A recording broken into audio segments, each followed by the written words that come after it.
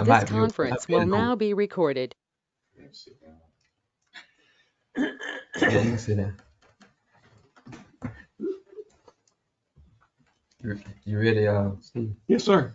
Good morning, everybody. Good morning. We're about to start our annual meeting. Do we have any volunteers on the prayer this morning? I'll do that. Okay.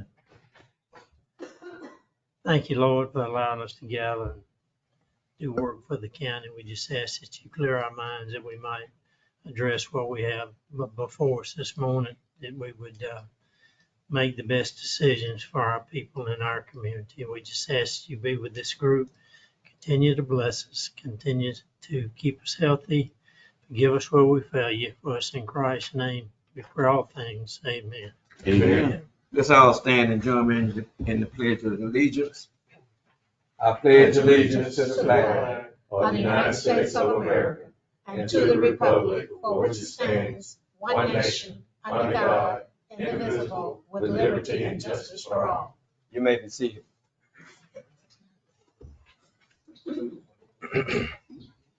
We have a proposal before you. What's the pleasure of the board?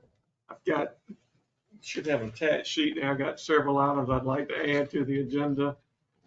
Got some information about Somerville Road, some information about the American Rescue Plan Act, some information about our current SPLOST proposal for some dirt road maintenance, and executive session for some potential litigation. Okay. Dave? No, sir. Tim? No, sir. Eugene? No. Tom? No, sir, Mr. Chairman. Mr. Chairman, I recommend that we approve the agenda for today. I second. Okay, there's been a motion and a second. All in favor by the show of hands. Okay, that is unanimous. Okay, we have all our old business mails and email to each of us. What's the pleasure of the board? I so move that we accept the old minute. I second, Mr. Chairman. Okay, there has been a motion and a second. Do we have any discussion on it before we vote on it? If not, all in favor by the show of hands, and that is unanimous also. Okay, Mr. Steve is in your hands now. All right. Ms. Taylor, are you ready? We're a few minutes early, but are you ready? All right, come on up and have a seat then.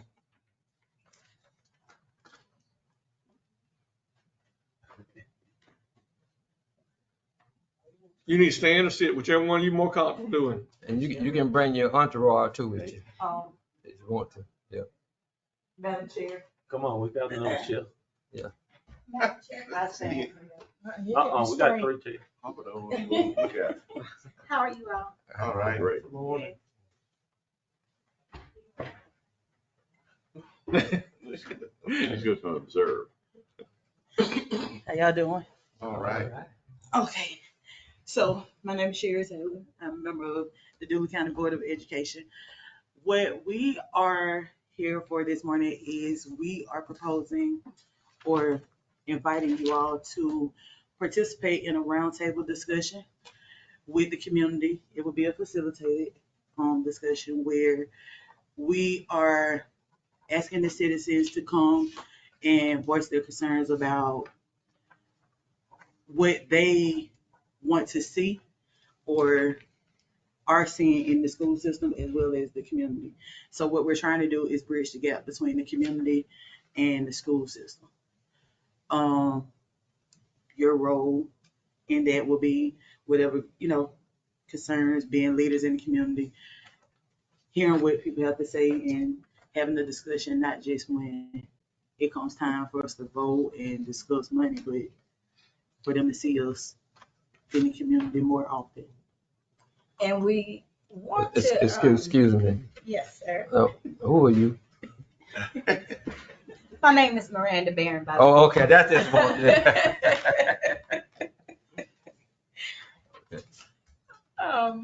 So we would like to, the way we would like to implement these sessions is to have you all, we want to take it in districts. So Mr. Barron, you would be, just for, as an example, you would be in my district, which is District 5. So we would pick a local place of our choosing or whatever, and we would have you all individually, you represent District 5, so you would come to the session and you would facilitate the session that day. And facilitate meaning we would have it in a controlled environment, meaning we would select the topics, and then we haven't worked out all the details yet, but kind of you were pitching it as Almost like a speed dating type thing, right. where you go from table to table and have open discussions with whomever is at that table at that time. It's a possibility that it could be a principal if we're speaking on administrative direction in the school, or if we're talking about classroom management, it could be a teacher. But again, it would be a control. It's not a vent session. Right. So it's not that. It's meant to be something positive, like Sherry said, to bridge the gap with the community and the administrators and the school system. And I know, and we also talked about getting other community and local leaders of the community, such as mayors, just anybody, just this is to try to build up the community. We see there's a need for that right now. With the school system and the community and the parent involvement, student engagement. So we're just trying to help bridge that gap right now. Okay. We'd like to want to hear from the chairperson back there.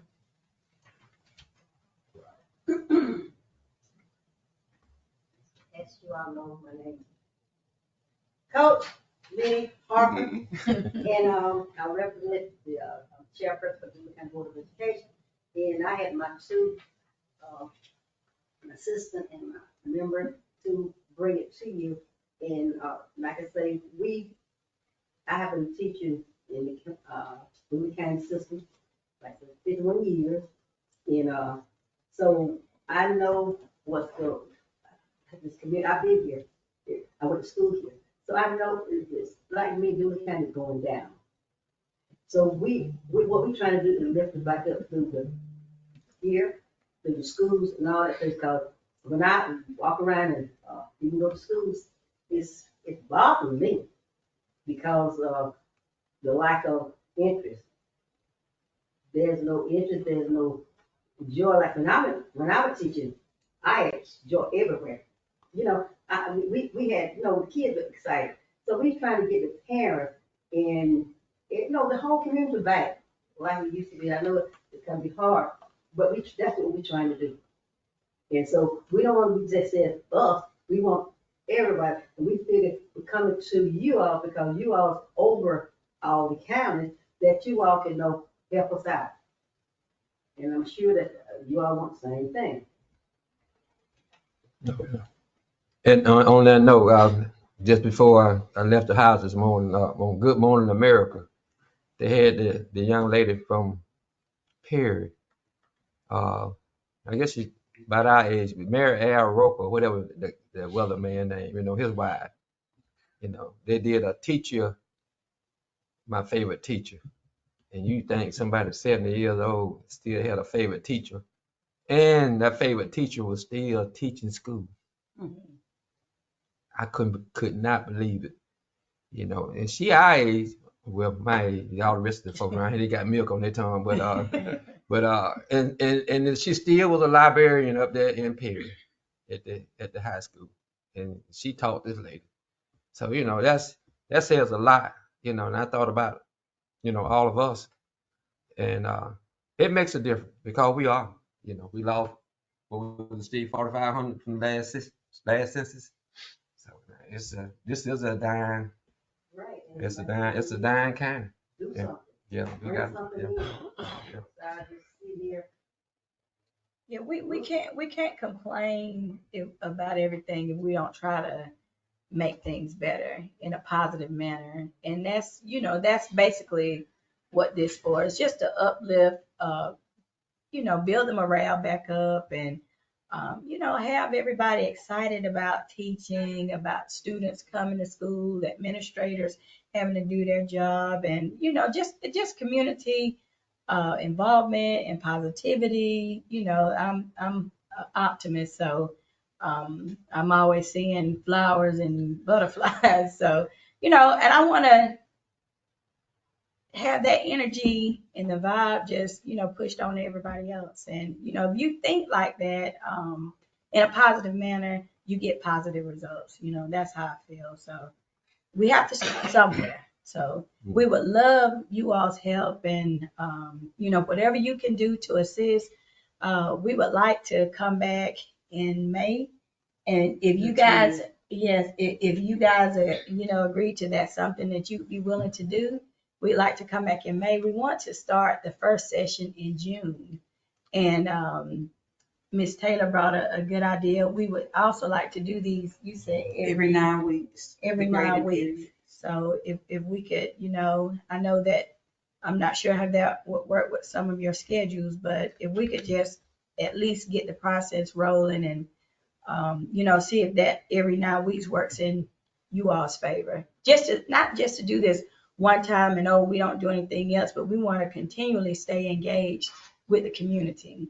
Keep the conversation going. Right. Can't take care of little people if we don't take care of big people. That's right. Right. It take a village to raise a child. That's right. But I'm gonna ask you the question, like you said, me and you. So if me and you have a section in Byronville, Mhm. do we invite the other commissioners, or it's just between us, and then it would be like Sherry and Tony, then Ms. Harper and Eugene.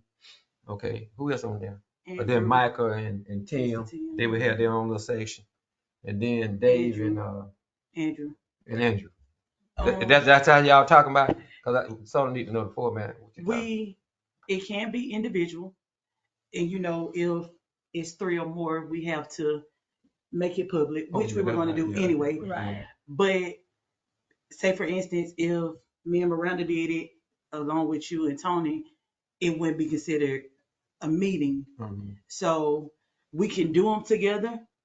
It's just whatever works for you all schedule. Right. Right. And all of them don't have to be partnered. Mhm. Me and Tony can do something in Unadilla. You have to do something in Bonneville. I mean, whatever works for you. But again, every meeting doesn't have to be the same. We would just come together as a consensus as far as the topics in which we discussed in each district. Dave, you got anything? No, sir. Tim? You have a question? No, sir. I think it might work. It might be a good idea, but it's just gonna take some time to get it going. Eugene? Takes effort to have results. So you just got to start somewhere. You're Right. exactly right.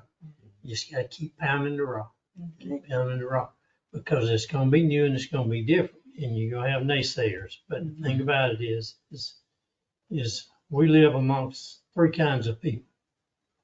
Those who try to somewhat lead, then some that will follow that lead if they see the results they want, but the majority of people trying to figure out what happened. I mean, really, it's just common nature with people today. We want to be involved in the things we probably don't need to be involved in. And I don't know of anything any more important than kids. That's right. They're our responsibility. Mhm. That's right. Tony? Sounds like a great idea. I'm glad y'all came up with it. Yeah, sounds like a great idea. Steve? Bert? Sounds great. All right. We definitely consider it and talk about it. And, you got to have a plan in order to make anything work. That's So at least, we coming up with a plan. Right. The only time you fail in life is when you don't have a plan and don't try. Yeah. All right. If not, sure appreciate y'all coming. Thank you. All right, thank you all. All right, so do y'all want to come back they meet again in 2 weeks? Yes, Yes. the 20th. Yes, sir. So- With some dates. Okay. Right. So go ahead and plan to have them on the agenda for the next meeting. That's what y'all, yeah. Yes. Same time, 9:15. Yeah. Okay. Yes, We'll be all here. right. Thank you all so much. Thank you. We appreciate it. Joseph? I've asked Joseph to come to see if maybe he could open up and talk a little bit about the rec department, getting him to talk. Well, really 4 things today. I wanted to catch you up on what we've been doing, what we're working on, what we got planned for the future, and then I want to ask for a little bit of money. Now, we like that. So right now we're in the middle of baseball season. We got T-ball, baseball going on. We're going about 4 nights a week.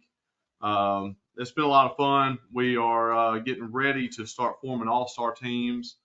I think we got a couple teams that are going to be real competitive once we get into the district level. We are finishing up track this next weekend. We're going to state. We had 38 participants go to district. 11 came out for state.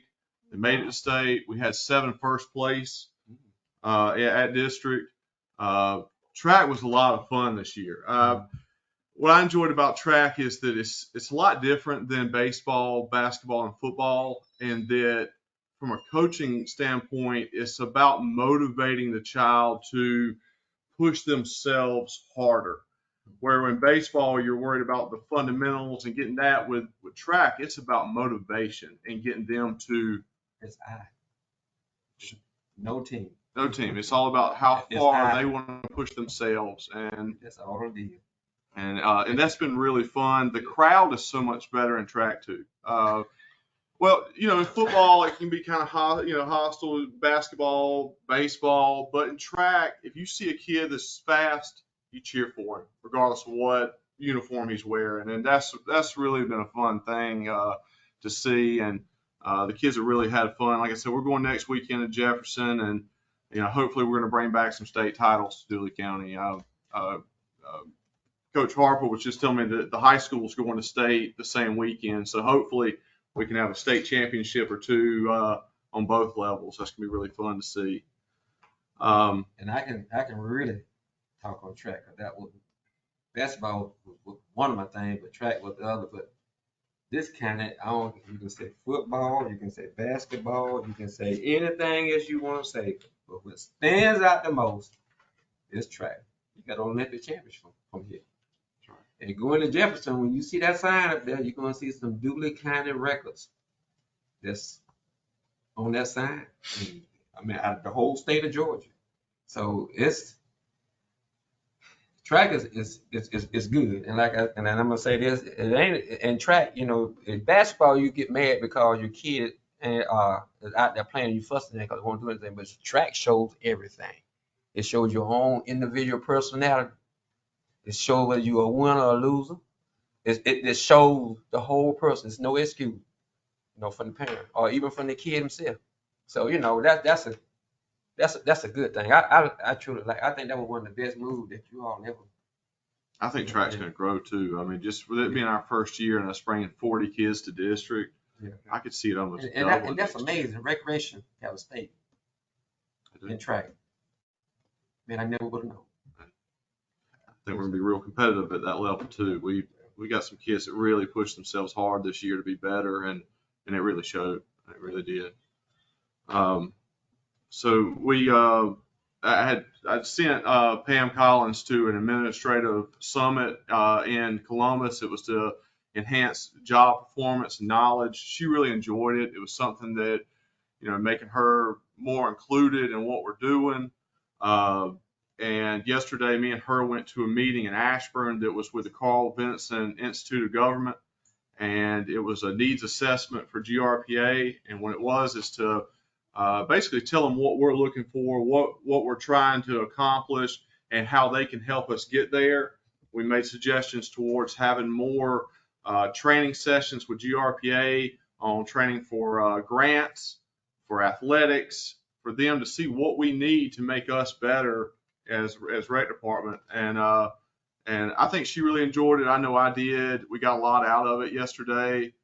Sometimes those meetings really drag out, but they were really inclusive as far as letting everybody participate and really brainstorm together. It was really beneficial. And then Dexter has been working on bus driving training. He wants to get his bus driving license so he can drive for us, so we don't have to pay a bus driver. So he's working that out with the school system now. He did the training yesterday, and I think he's even going to do a follow-up training with them, trying to get that done for us. But we are looking towards the summer program already, and I think that's going to be a big success for us. We are pairing up with the library and the school system to make it successful this year. What our plan is that we will be open 4 days a week. I've worked with Happy Helpings, which will provide free lunches at no cost to the county. And then the library has every Wednesday we'll have something going on. One day is a ventriloquist, animal, a person bringing owls and snakes and that. And so we'll transport from the gym to the library, support them. And then we will use Happy Helpings to provide them lunch too. So, cause it's all free. So we're just trying to share it and, participate in the community with them. On Tuesday, we have our second literacy meeting with the school system. And the first one was a big success. We were able to go in there, kind of brainstorm, see where we wanted to be. And what's come out of that is we're having this next meeting, and then we will have the book bus will also be at our summer camp. So they'll have that there. We'll be able to, provide the free lunches. The school will help us with educational programming. And then the library, we will work together with them for the events that they have. It'll be a big success. I really think it's going to be a fun thing for the kids. And we're just working towards that now because school's almost out. They're, 3 more weeks and that's going to be it. So just get ready for that. And then the next thing I was going to ask you would be, we're looking towards soccer. That's something that we want to try to start. I think it's going to be a big sport. The school system used our football field for middle school and high school, all of their games and all of their practices this year. And so I believe we've talked about this before, but they asked what the cost was. They wanted to split gate. And I said, no, you keep your gate, but I'm going to call you and I'm going to ask you for help. And when I call you, that's going to be the payment, is you coming back and helping us get this started. So I met with the soccer coach day before yesterday, and we will do soccer out at the baseball complex. Because for one, soccer's during football season, it's going to be too hard to manage 3 football teams plus flag football and cheerleading all out there. And at the track, we don't have bathrooms. We have them inside the gym, but it's just so far of a walk and then people going in. But at baseball, we have a concession stand that's right there. We have the field space, and then we have the bathrooms, right there. So we were kind of laying out where the fields would be, what age groups would be on which field. I just needed to know if we have the money and the budget to allow us to go forward with soccer, because currently there's no line item in this year's budget for soccer. So he's basically asking, would y'all allow him to maybe go over budget a little bit to start to do the soccer program, or do you want to put that off till next year? How much is a little bit? I knew that was going to be the question. Well, right now with like baseball and football, we're at 11 and 12,000. I think with it being a startup program, I think it would take 10,000 to start soccer. Now, I think this is going to be our biggest sport because it's the most age groups. We would start in August with the 3 and 4 year olds and the 5 and 6 year olds. Run it just like we did with T-ball, where they'll have 8 games spread out over 6 weeks. And then once we finish with them, we will bring in the older kids. So it would be in a more competitive age group, the 8 and under, the 10 and under, 12 and under. They can actually compete and have referees. Now the school system said that they would provide us their soccer teams to referee our games. So we're working out the deal with them to see, when we can start, how many we're going to have. And I think, starting with splitting the ages up, where we start with the younger first, it kind of gives us an idea of what to expect, how many we're going to have, that kind of thing, because everyone keeps telling me when we start soccer, it's going to be the biggest sport we have. It already is here. I was It's up there. here when we started. Whew, there are some people. They kept flowing and kept coming when I was up there. They just kept, man. I said, I didn't know where all these people coming from. That's playing soccer. Yeah, I mean it's a big asset, to the county, and it's a big because and that's why I got it. Well, I'll wait till you finish talking. Still, I want to mention something about soccer too. But go on. But with the soccer, I think it's going to, well, obviously we're going to bring in kids that we don't have currently in the rec department. A lot like track. We have kids that are doing track that didn't do, if you're not real tall, basketball might not be your thing. If you're not real big, football might not be your thing. But with track, we have kids that weren't particularly great in either one of those sports and then are superstars in track. And I believe we're going to have the same thing happen in soccer. We're going to have kids that you normally don't play the other sports with us. They're going to come in, and I believe once they start playing with us, they may stay all year with us, and everything will grow. Obviously with the cost of everything's up, with inflation, it's just things cost more. And that's why I was just was wanting to see what y'all wanted to do as far as moving forward with the soccer program. Is that something that we would want to try to do this summer and try to get it going, or do we want to try to wait till next year? I'm looking at your budget there, you're 3.5% under. Is this normally how it runs? I know this has been kind of a new for you, Joseph, as far as these numbers here, but I mean, you got anything big pressing that would change those numbers drastically? Because 3.5% of your budget's over $8,000. If you go to the line item, Mr. Steve, you got base. I say we move forward with soccer. I'm trying to figure out on the baseball, like basketball would have been in this budget. Your budget's $7,000 for basketball, and we only spent $3,600. Is that accurate? Well, basketball, yes, I would say that is accurate. The thing with basketball is we had a lot of the stuff starting out. Now, with baseball, there's nothing come out of baseball yet. And that bill will be brought in the next couple of weeks. They're starting to come in now. So that will come back up. With baseball, it'll max out baseball. Okay. But with basketball, we were able to save some money there. We had plenty of basketballs this year, that kind of thing. And then we just tried to be real smart with our money with that, keeping in-house games, and then trying to drive. We only really play in road games on Saturdays in basketball. In soccer, I believe that we would mainly stay at home in soccer, even in the older age groups, because we'll have multiple teams. Yeah, you will. And then once we get past that, we'll make an all-star team and work towards that. But it was football in this year's budget, or football is sort of a strange one that I've come across. Is that you almost use half your budget.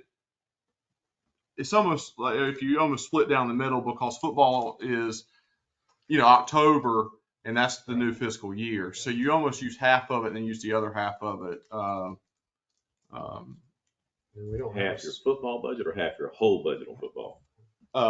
Half your football budget before football starts, and then half of it after. Yeah. So you kind of spending.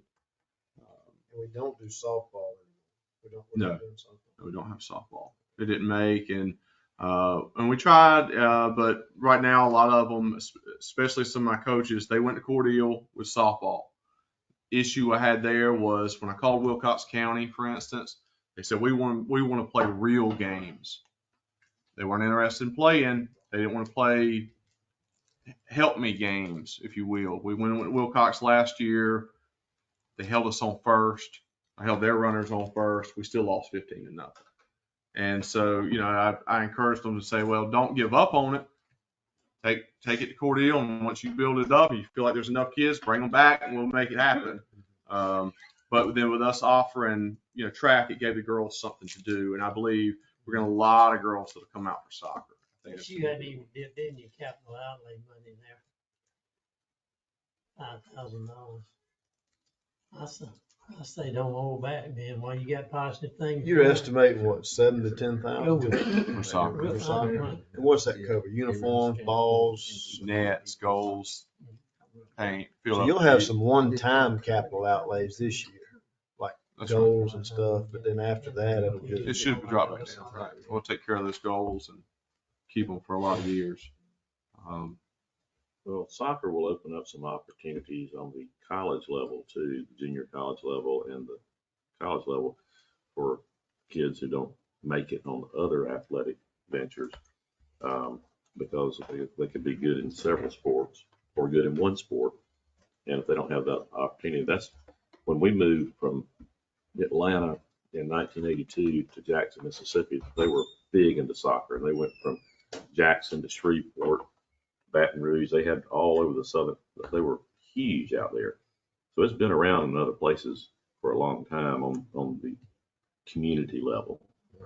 You know, If the board wanted to, the major expenses, like I'm assuming the goals and the nets would be some of the major expenses. We could use some of the RPA money Yeah, that's right. to keep from making the rec department budget look so bad. Not for small stuff, but for the major stuff, just to help. Yeah. If y'all are wanting to try to make it happen this year and not delay it. I say stay positive, keep things moving. Okay. We'll do that then. Okay. Well, I'll get started on that. Like I I said, just we'll told start Judge to be with- careful what you ask for now. So this soccer has the potential of really becoming something. Yep. Oh, it's big in other counties, I'm telling you what. But I'm gonna tell you, Beulah County got one of the top high school soccer teams around. I saw on they finished real high in the state this year. Did they play in the state championship game? The girls made it to the Elite Eight. Yeah. Uh, They did, They're man. strong. Like I said, they are. Yeah, exactly. And having that commitment from the school coaches is a huge help. And with them and him bringing out in his players to ref games for us, help instruct the kids, it's good for them. It's good for us. Yeah, that's going to benefit them Exactly. in the long run. Exactly. So And they need you can say what you may. You need a good feeder program. And that feeder program is the rec department. That's how I had all my success. So you can't tell me it don't work. You all do a fantastic job. I'm so glad we got. Why hadn't you been doing this 20 years ago? I didn't say I got doing the thing. But you're doing a fantastic job. thank you. Thank Yeah, you. you really are. It really is. It's a lot of help around me too with the school, with track. Shannon Hamilton, he's the middle school coach. He helped coach with us this year. Coach Murray, the high school track coach, big help. Coach Harper, big help. They really have helped us get the track off, and I know that the coaches, the soccer coaches, are going to do the same thing. That's going to be a big help.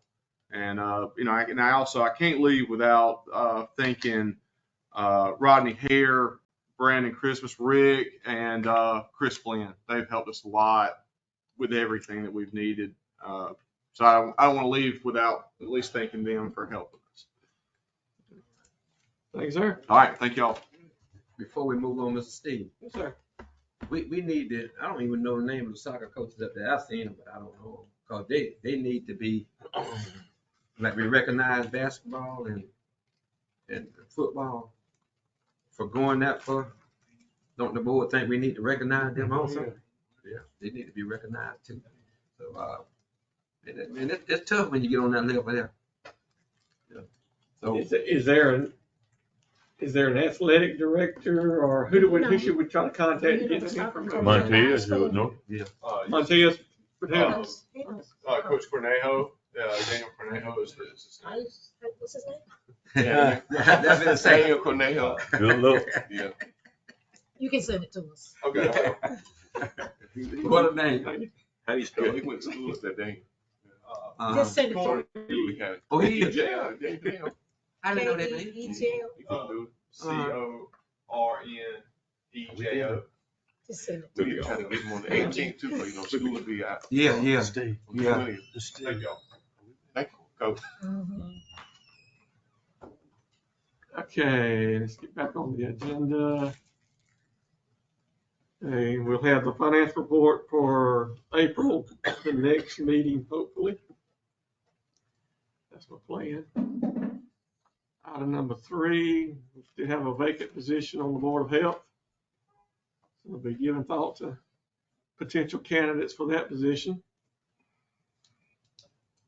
Item 4, Jalapa Road, that's where we have a large cross drains are out. I have made contact with DOT and in the process of submitting a request for some additional LMIG money to help with that project. So we'll see where that leads. But Steve, while we're on the road, what's the name of that road out there? What's the name of that road out there where Ron Everett Farm is? They got Parker. Parker Store Road. Yeah, that road there. They're replacing the pipe all the way up. There's several old metal pipe cross drains that are near their end of life.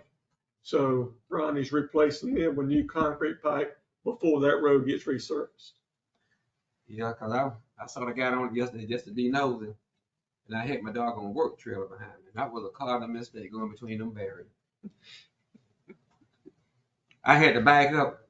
But it was tough. Luckily, it was a path through the man's yard. I could get over to the other road. I said, if I'm gonna be nosy, I'm gonna be nosy on the 4-wheel or something. I won't go down there. That was tough. But I saw where that road, I did not know it was in that bad. It's in pretty bad shape. But it's on the list this year. It's that's why he's replaced the pipe. Yeah. Rather than letting them resurface it and then cut it next year. Yeah, it's in bad shape.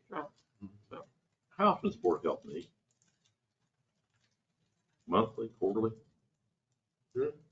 What would be the commitment of somebody on that board? Monthly, quarterly, and as needed, or? Hold on just a second. I think I have that. Is Rooney on that board? He's chairman. Yes. They meet every 2. Is it 2 months? 3 months? Last information I had, they meet quarterly. Okay. So you're asking 4 times a year, and then I think they met more often as needed when there was a pandemic, maybe. Most of the meetings been virtual. Okay, all right. Number 5, just a reminder, later this month, the River Valley Regional Commissions have their annual legislative luncheon in Americas. Planning on going to let me or Linda know so we can RSVP for you. Number 6, the Unadilla EMS station. Since we've declared the residence that we purchased, declared it surplus, we need to decide how we wish to dispose of it. And it's my understanding we have 2 options to dispose of surplus property: a public auction or sealed bids. Correct. I would suggest we advertise for sealed bids. And in the advertisement, let's state a minimum bid that we're willing to consider, because there's no sense in letting folks bid $10,000 and waste everybody's time. We can refuse all bids. And maybe even schedule a little open house on a weekend or something, let folks come look at it before they bid. I think you can even set a minimum. What size that house is? 320. I'd say 2,500. 2,500. I was trying to remember 2,200, but I don't know. It's decent size. I think anything that would be underneath what the tax value is would be considered. So start off at least 50. What do you have in it? What's your purchase price was? 62.5. Which is below the market value. I mean, that's a good set. That's a good name. Well, I mean, how you determine market It's below value. the market. I don't know if it's below what the tax. What was I do it? that. 64,980.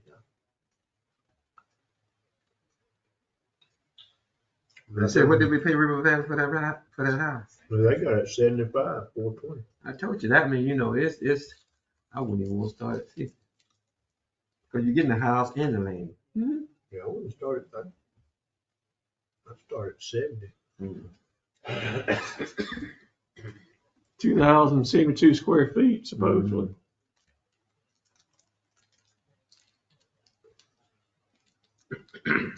So what's y'all's pleasure? Motion to declare it surplus. They've already declared it surplus. Oh. We just didn't make the next step and specify how we're gonna dispose of it. Open it up for sealed bids. Sealed bids. Have an open house. We do the open house on Sunday afternoon from 2 to 5 with little signs. Like a realtor. Saturday or Sunday open house. Saturday. Who has to be there? You. This Saturday, more people I might think come, it's a lot of people Brandon. be in church. Brandon? Yeah, I'd let him decide. If I had to be there, I want it on a Saturday, because I'm not doing anything on Sunday. I agree. I don't think it needs to be Sunday. I think it should be Saturday, I'll do it, I mean, 1 to. How long is it? 3, 2 2 hours. If you advertise it enough, folks should hit that window. Saturday, 1 to 3. What's the minimum? 65.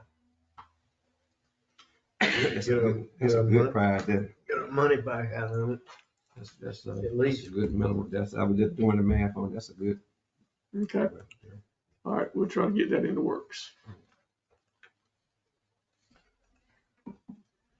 If you remember, it's been almost a year ago, we had some discussion with the Pinehurst mayor, Connie Christmas, up at the Justice Center, the jail.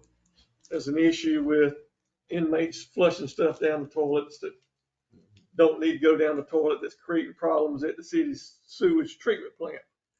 So right now, just in front of the jail, there's just some, for lack of a better word, just metal screens that catch lard that somebody has to go to and manually get the junk out.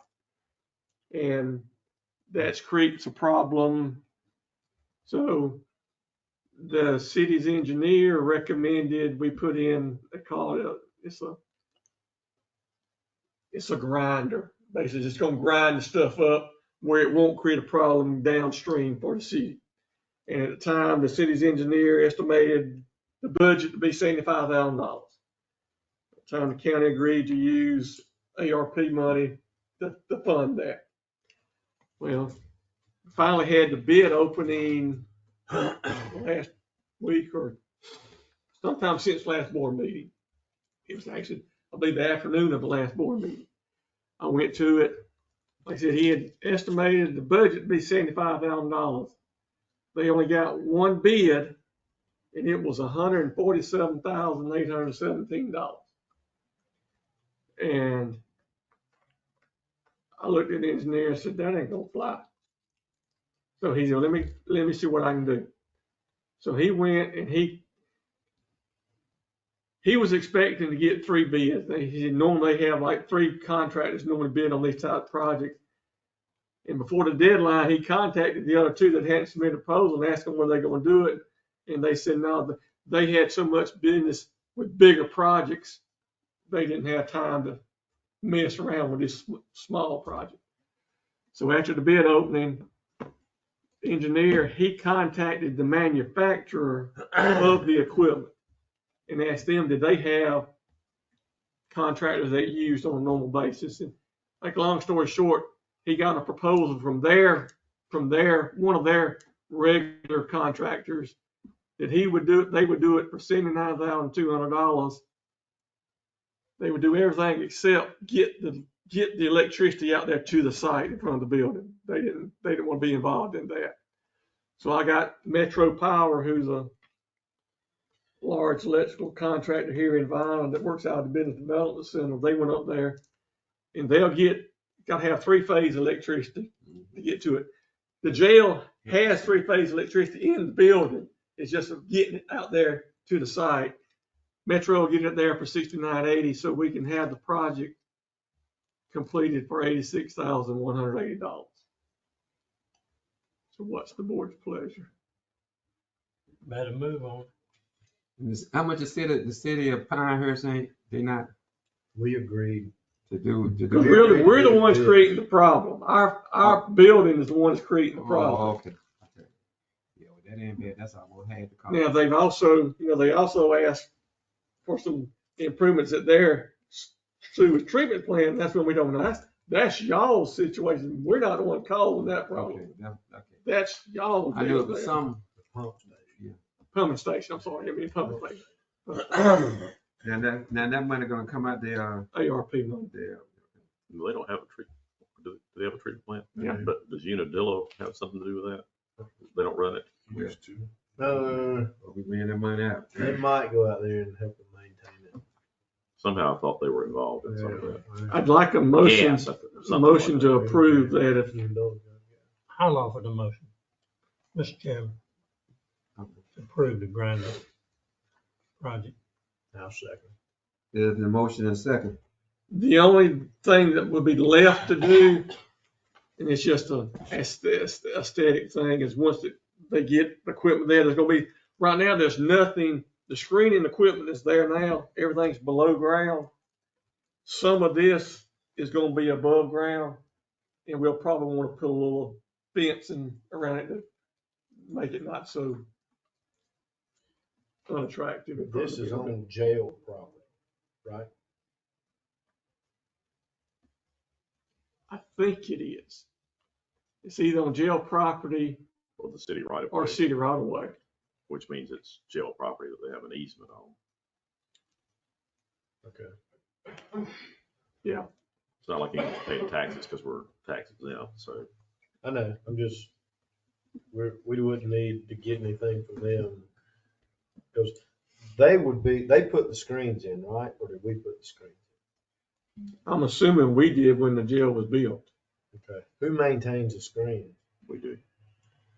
Well, they were until they lost their maintenance person, right? Now city's got their maintenance person back, so it's a joint effort between the county and the city. We will maintain this? Because there is maintenance on this, Yes. from my knowledge, at the prison. That's my understanding. We will be maintaining this.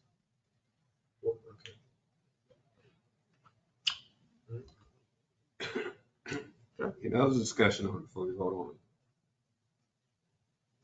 If not, all in favor by the show of hands. That motion carries. Steve, how much of that money we got there? I know We're gonna actually get to that on the agenda. Oh, okay. I thought it's about time to give an update, a serious update on that. Yeah. Just an update on the Pinehurst voting precinct. At the last meeting, the Board of Commissioners signed off on the agreement with the Masonic Lodge to continue to use it. The Board of Elections signed off on the agreement at their meeting on April 27th. So, number 9, just a reminder, the Planning Commission has a meeting next Monday night. They have 3 zoning variance requests. And just remind the Board of Commissioners have given the Planning Commission the authority to grant variances, so none of these are coming to, will have to come to y'all. Y'all just won't always be notified of them. And if you want to know, remind you right quick, let me see, where do I need to go to show you? This first one here. Where do I need to go? Where do I need to go? Desktop. Tanya Jones. This is, let's go here. North of Pinehurst on 41. If you're going up 41 north of Pinehurst, where you get to Fullington Place Road that goes back there to the city's water treatment plant. This parcel right here was Charles Sermons' property. He's died. His family, his house is located back here next to the railroad. And all this was one parcel. They want to separate his house out to a separate parcel and to get him and get a driveway. I don't know. I'm not familiar. I don't know if they're coming the driveway out to Fullington Place Road or plan a driveway out to Highway 41, but our zoning ordinance require 150 foot of road frontage, but the planning commission has historically let folks request a variance and say, hey, your driveway only needs to be 50 feet. Still require them to have access to a public road, but not necessarily 150 foot of road frontage. So that's what item number 9 is about.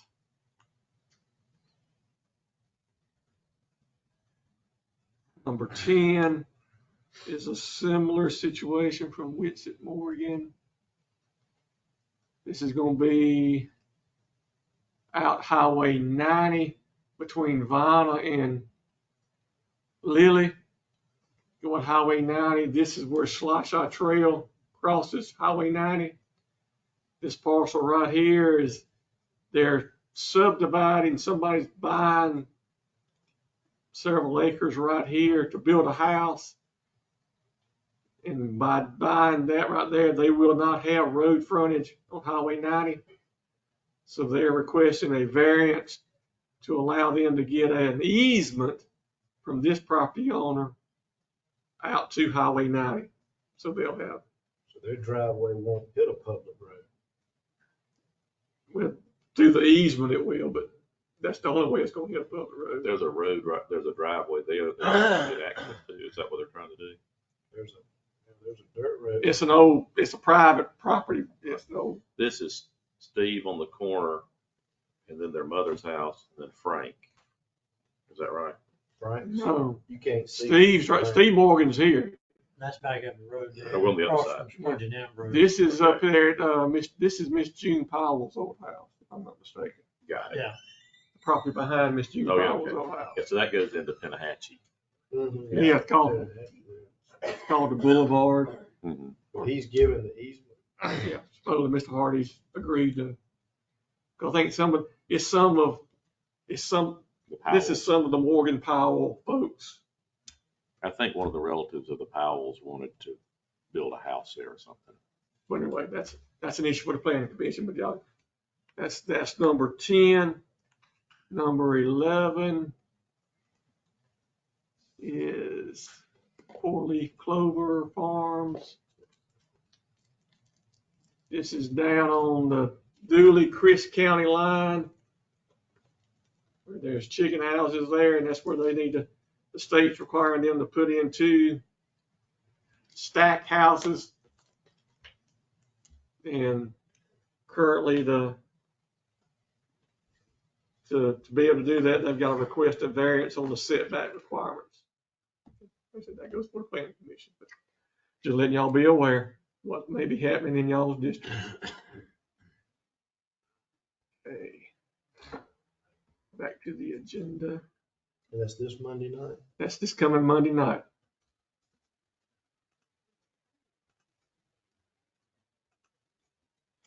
Item number 12, just a reminder, the upcoming holiday this month is Monday, May the 29th, Memorial Day. Then items I have requested to be added to the agenda, Somerville Road. You have in your agenda package, which I received a text message from Jocelyn Turner. And basically requesting that Somerville Road be paved. Y'all got it? I thought you had got a copy of it as well.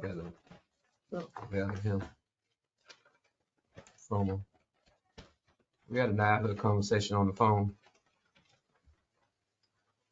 Started talking with her. I didn't want to hear it.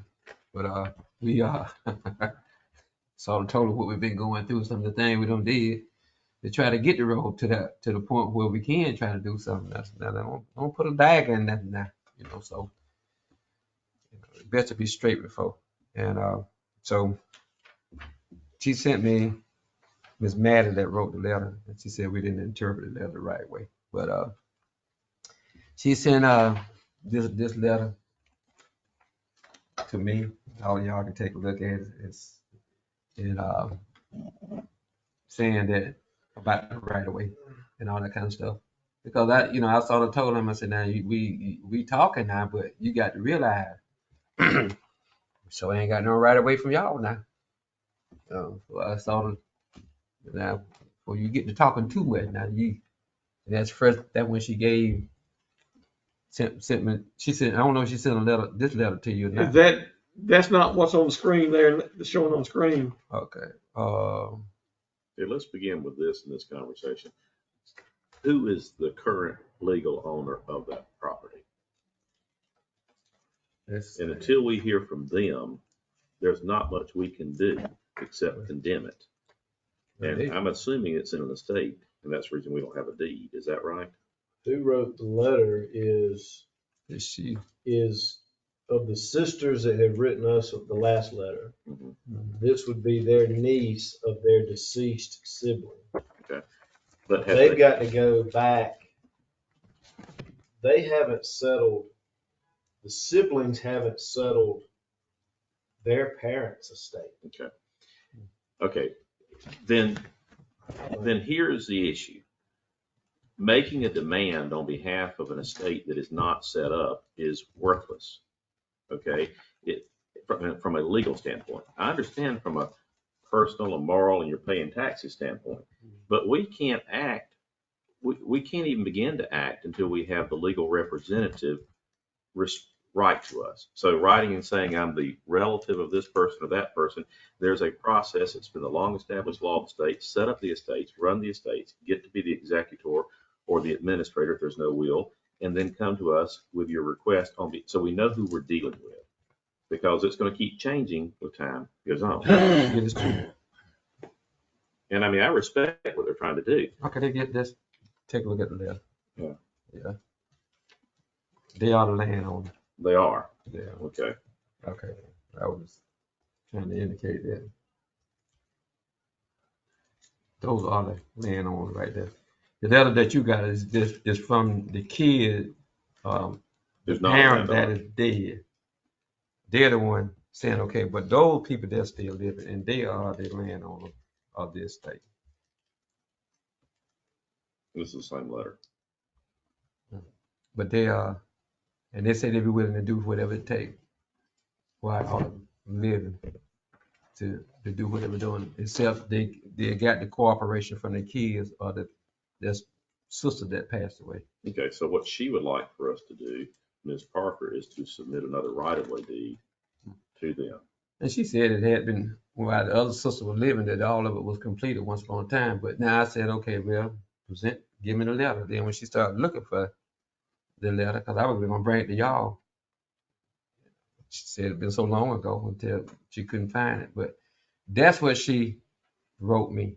And I was just going to bring it and give it because, see, I'm not no attorney. That's where you come in, your expertise. You instead them the guys along, so we'll know what to tell them. And I may be confused, but I thought there was a parcel on this property that was an air property. Maybe not on this road that was an air property. This may not be the one that it is. Mm-hmm. I don't know. But I know we brought it up and I told them that 4023. Yes. So, but they sort of willing to work along with it right now. I don't know how much time they got left. Okay. Back in 2015, Mr. Gregory sent right-of-ways to that address right there. Which is one of the people on this letter. Yeah, totally true.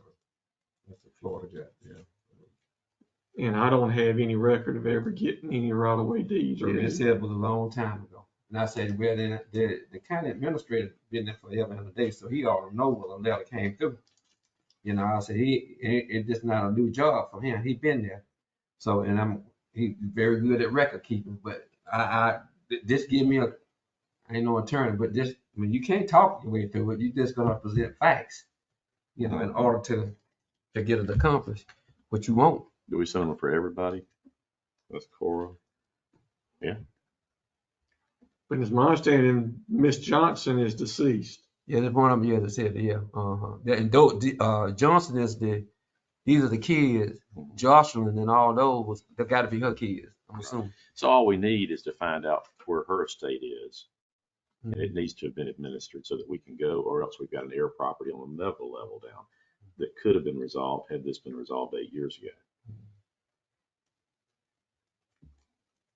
So I know they're gonna want, they might call me and ask me, so I need to be able to give a So rebuttal. what's to them. our plan? Yeah, what we plan Our on, so plan we won't would be simply- sweating me. Our plan would be this, is to send my letter of the 2015, back to her Uh-huh. and have her execute the ones that are living. And the ones not living, then we will go from there once we get them back. But there's no reason to go into all that until we get the ones that are living that are willing to do it. We're just going to be, there's no reason to attack. A problem was created by their delay. That one of them passed away, and now we've got to get an estate. And I haven't heard that, no one in here said that they were the executor of that estate or they've been appointed, unless I missed it. And that's who we have to deal with on Cora Johnson. And so I don't know where Cora lived. Was she in Florida, Georgia, Oh, I don't, Illinois? I don't know. I don't know. We need letters from wherever she lived at the time of her death, what state has jurisdiction to probate her estate would need to show that she has, and technically, well, not for our purposes. If they were to try to sell that property, they're going to have to probate that estate in an ancillary probate petition in Dooley County where the property is, if it's out of state. But we're not talking about selling. We're talking about giving an easement. So it's. So are you gonna type up a letter and send it to them or what? So cause I can't explain all this stuff. I will be glad to send a letter. Like you're doing over there. I mean, I'll be twisted all up. I don't know what to say of this. I've been told. Let me verify. Can I mark on one of these? With the same letter on. So there's whatever. You ain't marking on they sent to me. We'll keep Mr. Barron. Okay. I'll So keep this for our let me file. ask you. Yeah, I've already. Yeah. All right, who I'm trying. I'm doing the best I can do with it. is It smoked living? me pretty good when they called me last week. But Okay, who is living? We know that everybody lives except Cora. Tommy Turner, or Susie Davis. All right, we got Sue. All right, I'll send you this here. Mm-hmm. All right, you had a right away for Susie Davis, still living. Yeah, everybody lives except Cora. Maddie Turner Parker, still living. Corb Johnson is deceased. And Tommy Lee Turner, still living. All right, let me back up for a minute. We didn't have a number on that road back then, and it may have been numbered now, or it may not have been numbered. Can you check with Rodney and or whoever does 911 and see if there's a county road, see where that reference is on down? There's a blank right there. Hold on just a second, I'll find it.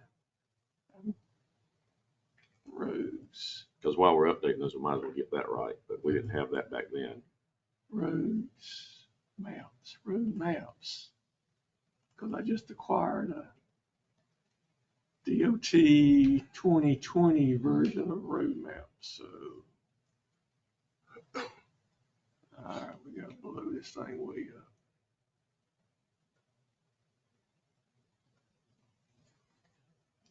They may not have road numbers on Hey, it. Leonard.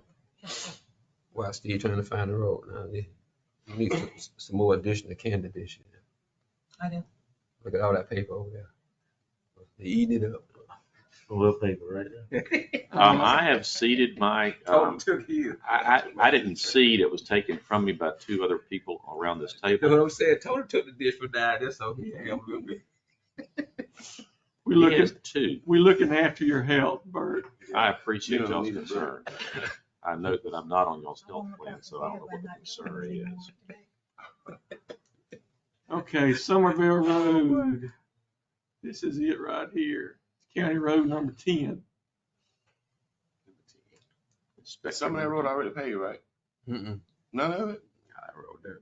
Just, I believe this little section here is paved, I believe. Coming on the front, I don't know. No, I'll never go that route. That's in your district, Tony. Mm-mm. They go that road. When I know it's the Mr. part that I go is dirt all. Mr. Barron, did you speak to Maddie Turner Parker? Yes, sir. I did. I sure did. Do you have a phone number for her? Because she didn't put it on her letter. I thought she worked for you the way she was talking to me. God, dog. Sound like an attorney and everything. Yeah, that's the way I got on, man. I get hooked up. Let me see. I supposed to have it in here. You won't know. Let me see if she, Wrong, David. let me see if she put it on. Wait, some- wait, is that a Let me flip see, phone? let me see. Is that a flip phone? Have you upgraded from Hey. a flip phone? He was talking when I didn't have, I just got the phone. I was over here punching buttons and kicking and biting and everything and trying to get it right. But, He's scrolling pretty good yeah, now. He's spiking pretty good. I do what I want to do, but I'm interested in it. But I can get the number, but Oh, here it is. Maybe. Oh, no. but I don't have. I got some matter, but I ain't got it. Hold on just a second. Who we talking about? Tommy, Susie, Maddie. But I can There get. you I, go. Okay. You got two. Lord. And got addresses and Yeah. everything. Oh, I know all So the you- history. Illinois State. Screenshot. You want me to send you so this? yes, sir. This and the original? Send me everything you got. You got a screenshot right now. No, I don't. Oh, this. I don't. No, I You don't. gotta take out, No, I you gotta don't. take that picture. Huh? You gotta take All right, that let me picture. see here. Really? All right, Mr. Barron, I had to prove something to my old lady. I can work from if I want. So, we have found the number before you found it on your phone. but they're telling me to screenshot it now, so they think I'm gonna go get a camera from go out here and screenshot. Mr. Barron, it. I don't think you should have to take this abuse I know it. They think, from them. especially from Tim over here. I said, He from over here them. give me that phone here, man. Let me help you with this phone. Oh boy. Yeah. So,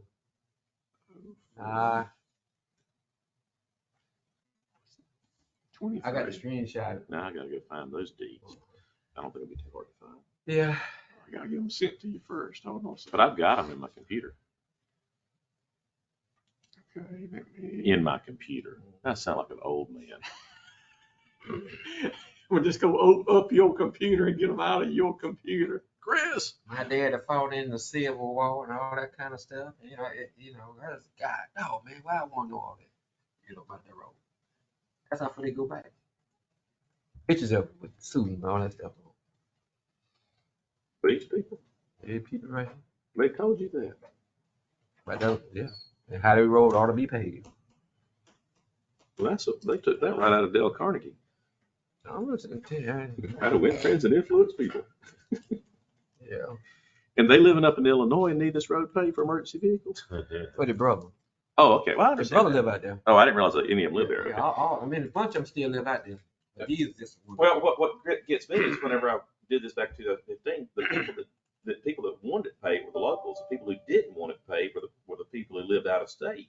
Because they're like, oh, I like coming up there where there's a dirt road.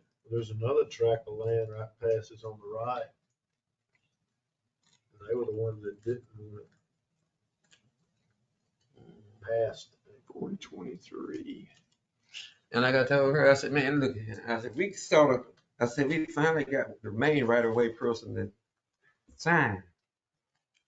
I said, soon as he said, I said, y'all must have been talking to one another. Soon as we got y'all, with the Mr. G.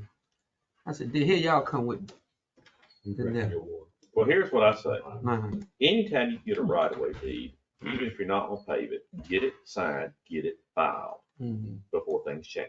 Yeah. Because it may be 10 years, 20 years down the road before you ever get everyone else involved. But while someone's willing to give it, accept it if that's what your long-term goal is. I agree totally, because previously, back when we were really paving roads, the board was, we'll get them signed, but we won't record them till we get ready to pave the road. And then once something changes, Right. Mhm. Right. For instance, Get messed up. they signed these and returned these in 2015 to me or Steve, they would have been filed. And there wouldn't be a question about they're lost in her file. okay, let's move on. Yeah, it's right. I sent what he needs so he can send them a letter. So he And will be in contact. And I sort of need to know a little bit about what I'm talking about too. So I wish you would sort of tell me what to say so I won't be saying the wrong thing. Okay, we'll talk. Because they're real factual. Okay. Glenn, if you would, I asked Glenn to come to talk about the EMS, the new EMS building, just a brief update of where we're standing with it. Good morning. Good morning. Good morning, gentlemen. Morning, Linda.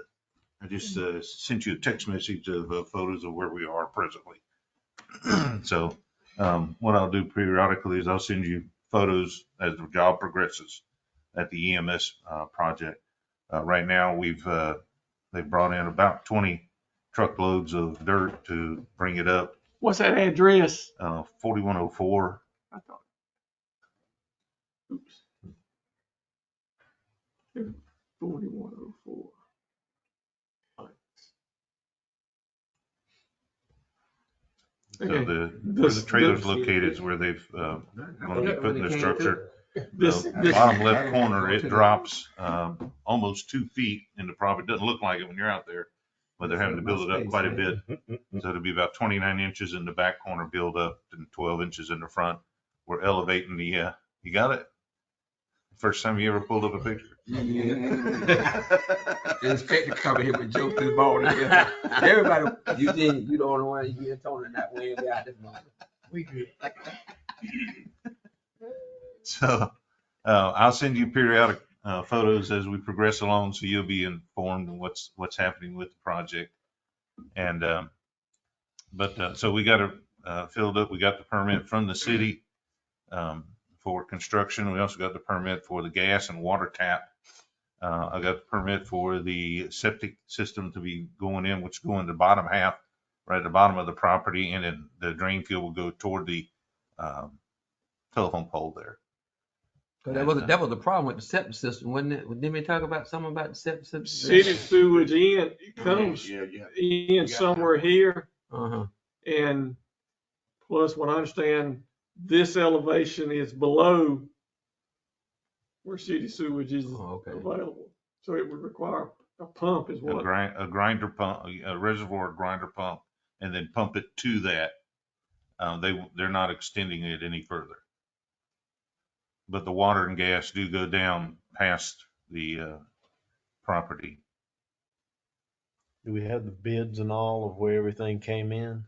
Say that again. The money, the dollar amount, do we have the bids? Most of them, I'm waiting for one more bid for plumbing. I was getting multiple bids on them. And but we've got most of the bids, and we should be might be coming in under the number I gave. And we're right at that threshold for all the construction. And even with having to put in a septic tank? Not including the septic tank at all, no. I'm still working on that. I've contacted people, sent them the permit to get bids on the septic. I don't have a number on that yet. I just got the permit yesterday for the septic. And they won't give you a price until you do that.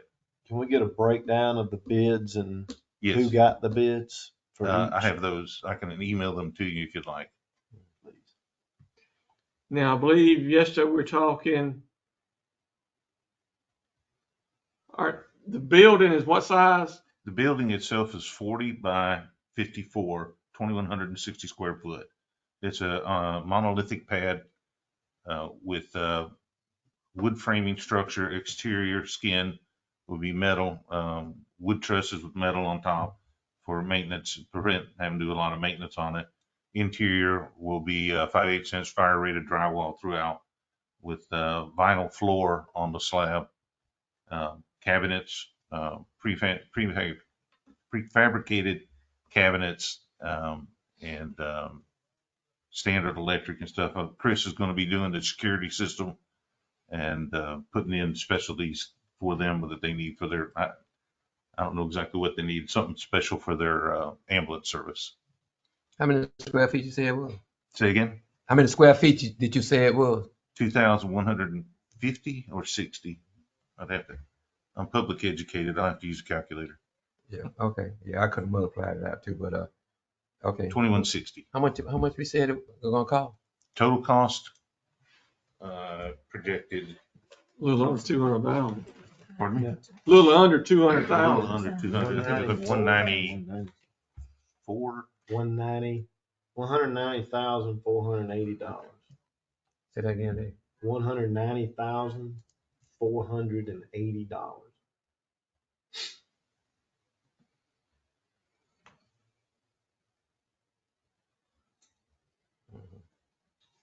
And $90 a square foot comes out to. Okay, that's what I was finna calculate. That's, And I just, Yeah, that.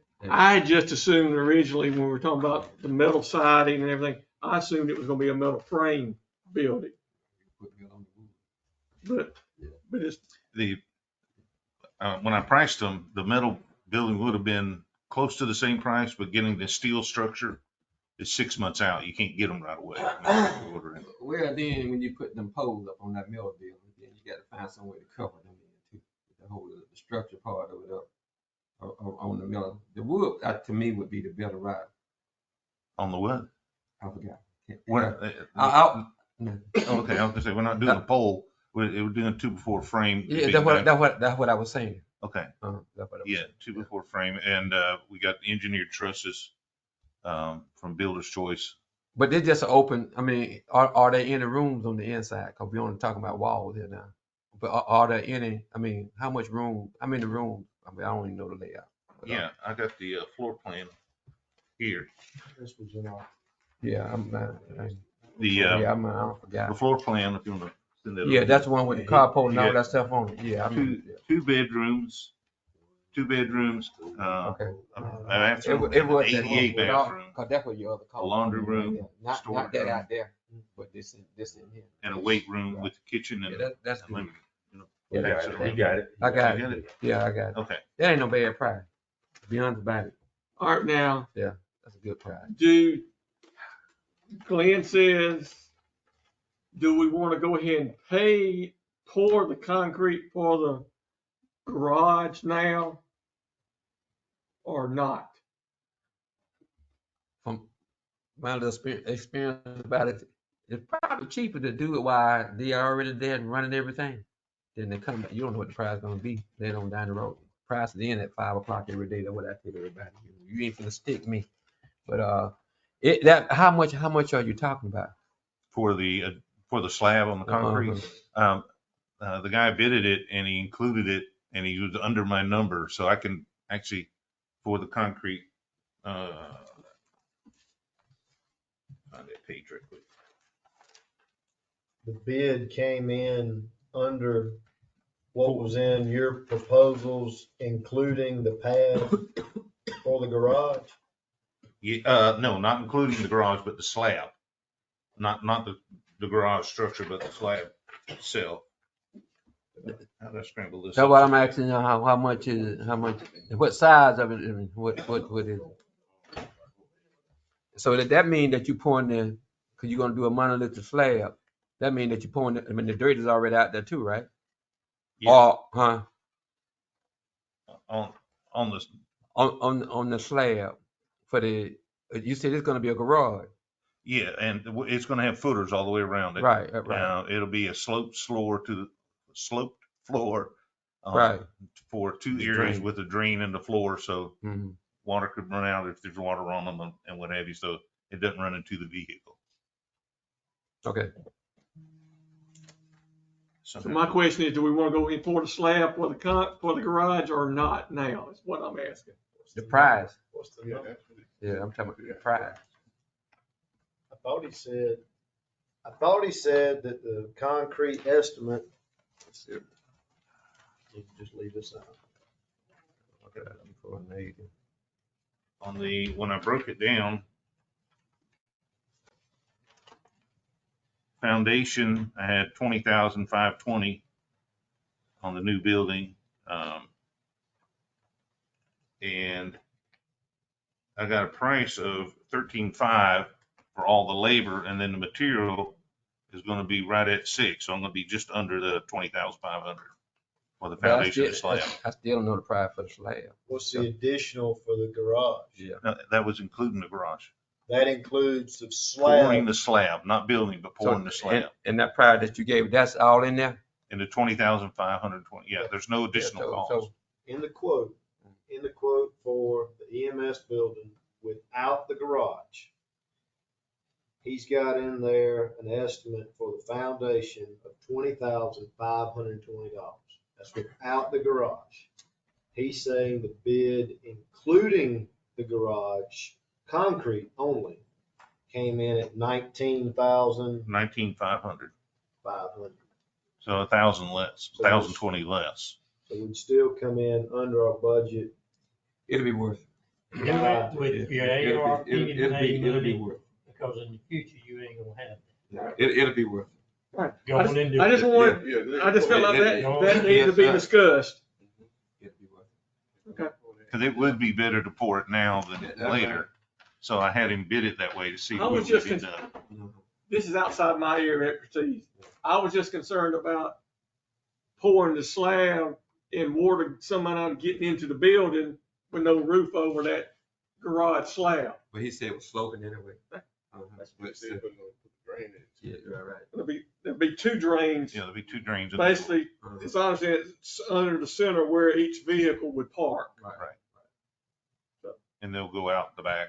The only thing you need in is the walls in the top. I mean, I knew I could need to talk a little loud. Just the walls in the top, and we get ready to put a cover On the on the part that you're on talking the about. garage, yeah, that you just need to build the walls, put a roof on it if you Okay. want to in the future. All right. And that I would recommend being steel because of the height, being 15 foot tall.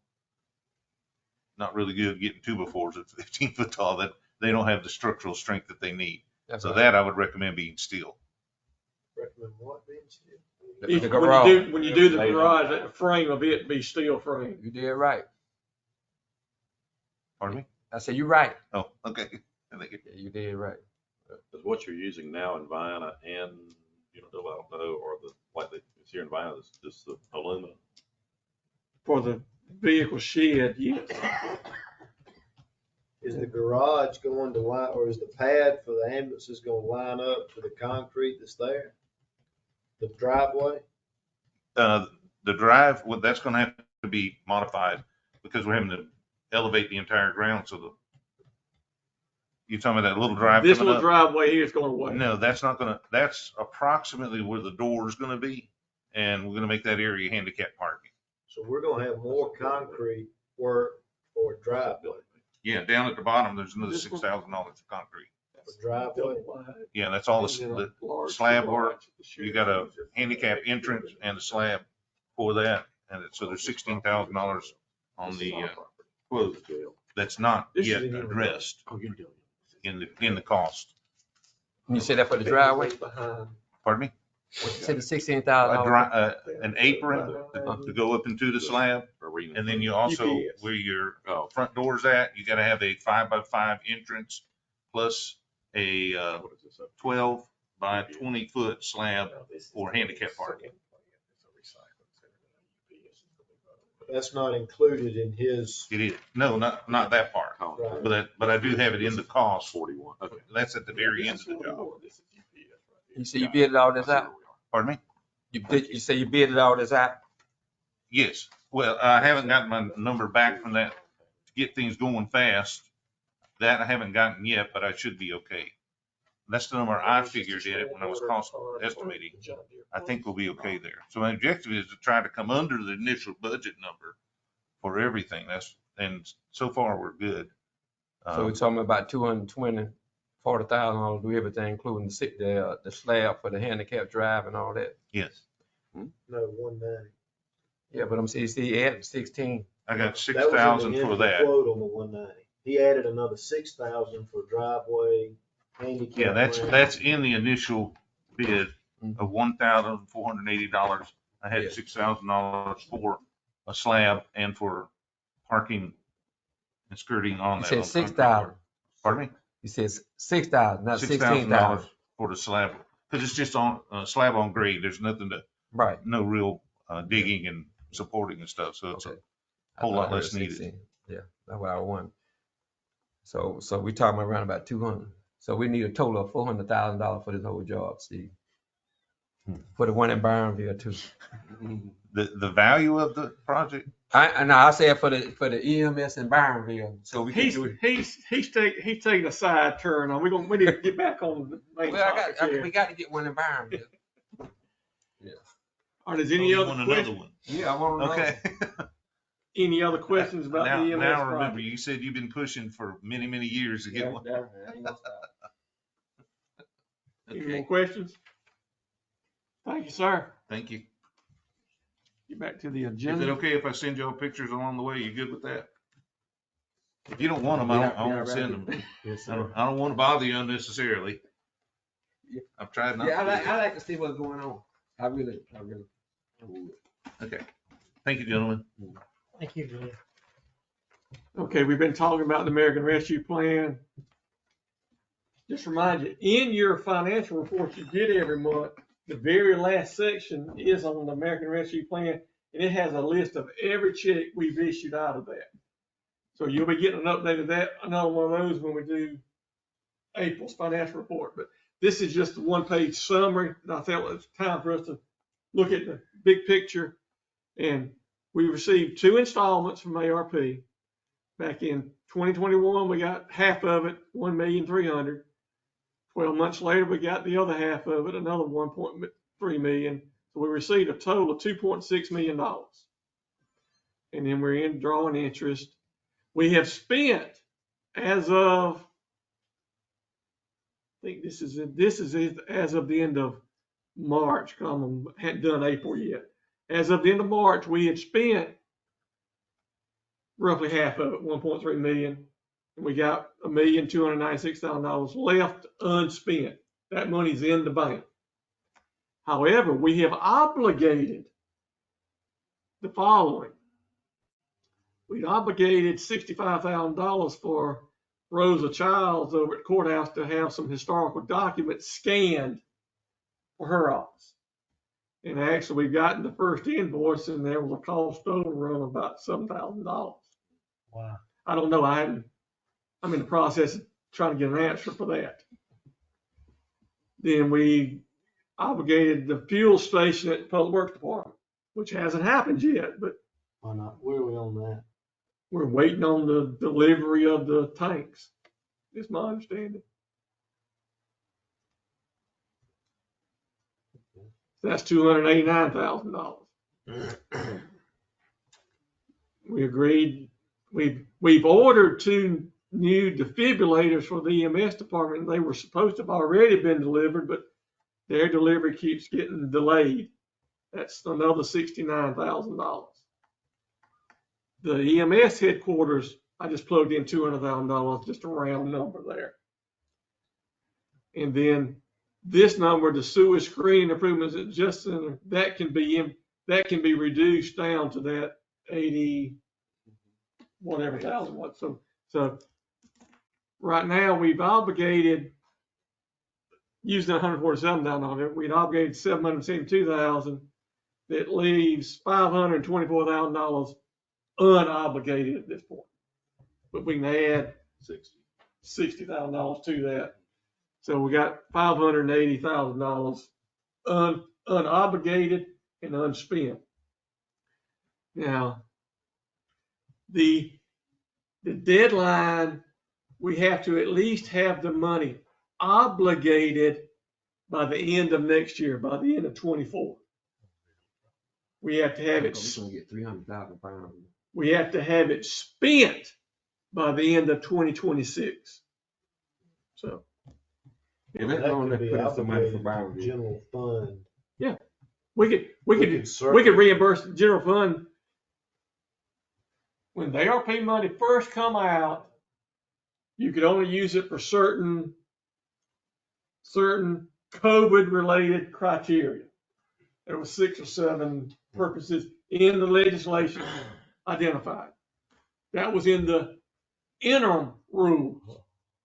When the final rules came out, they said, all right, in every city and every county was eligible for ARP money. You didn't automatically get it, you had to request it. But every city and every county in the United States was eligible. When the final rule comes out, they said, all right, we're going to relax the rules a little bit. For up to $10 million, you can spend that money on anything that you can legally spend county money on. You don't have to, it doesn't have to be particularly on those 7 criteria COVID related. So we didn't get over $10 million, so we could spend that. That made our reporting a whole lot easier, and we made the majority of the cities and counties in the country reporting a whole lot easier. So we can spend it on anything we can legally spend county money on. So anyway, that's it. On that note, Commissioner Lester, Mm-hmm. you run the housing authority. Mm-hmm.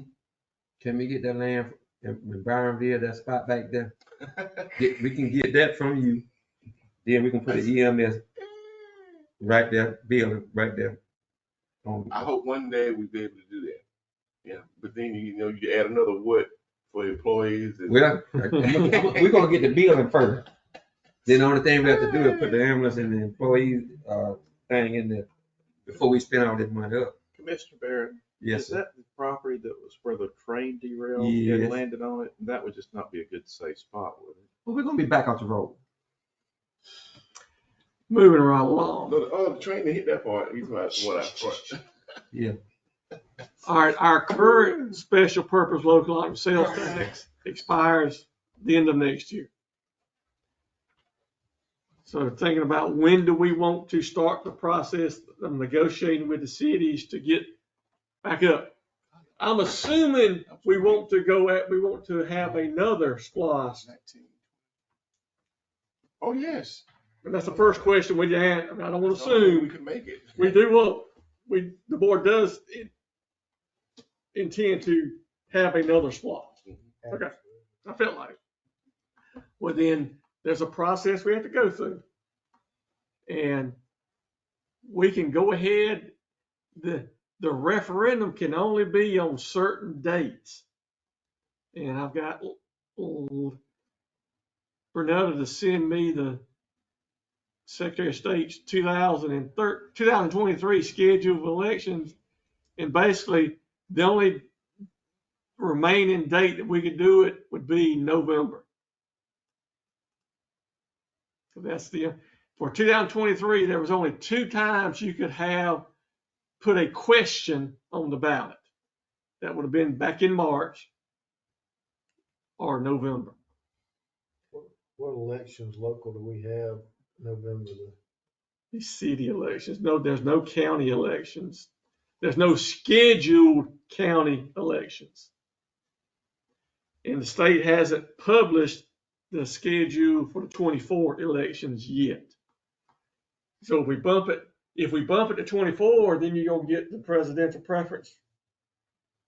You're gonna be on board. You're gonna be on the same day as the presidential preference primary, or The general. the general.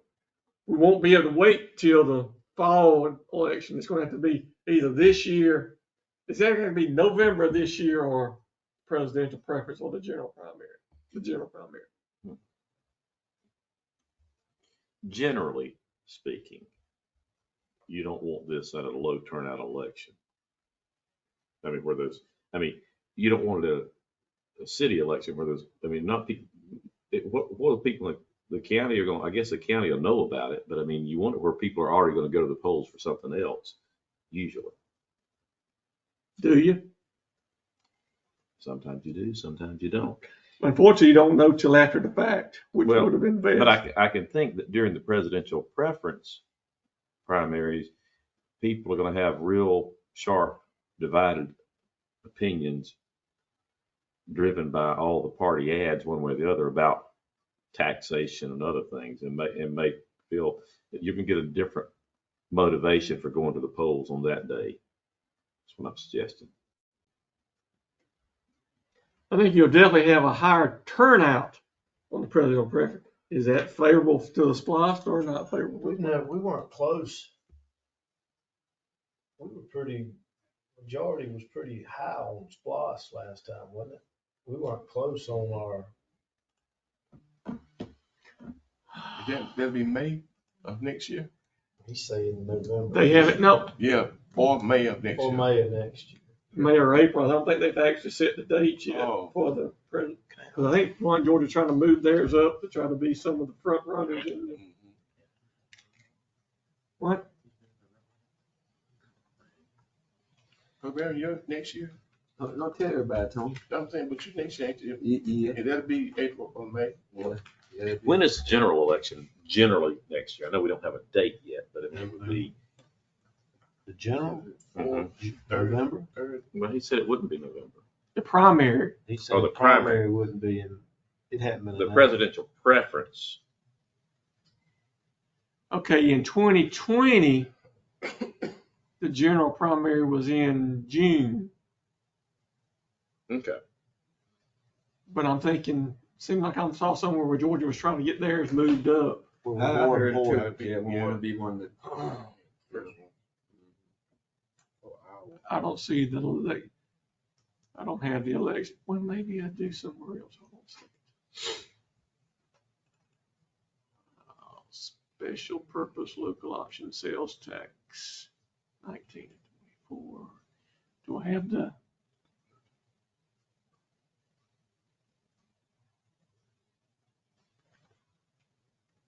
General primary election. Okay, back when we did,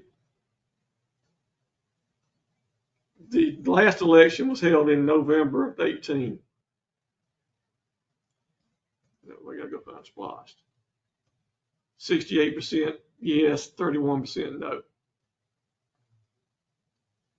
So 1,000 folks voted in it. In That the was in county, November. 1,000 in the county. That was in November. That was in November, But you only had in one the person general run. primary.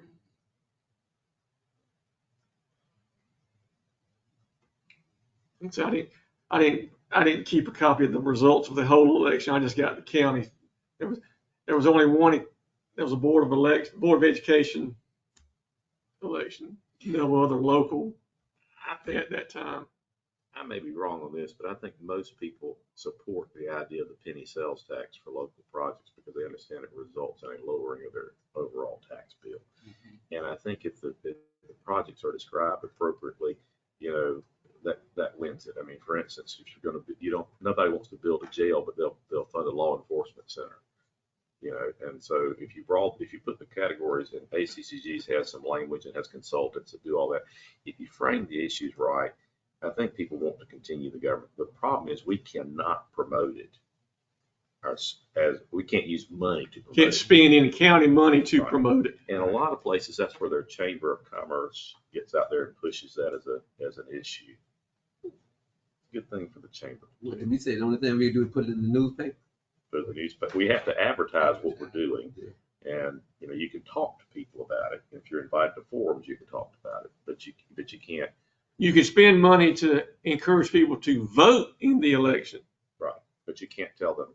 but not encourage them to vote yes or vote no. Yeah.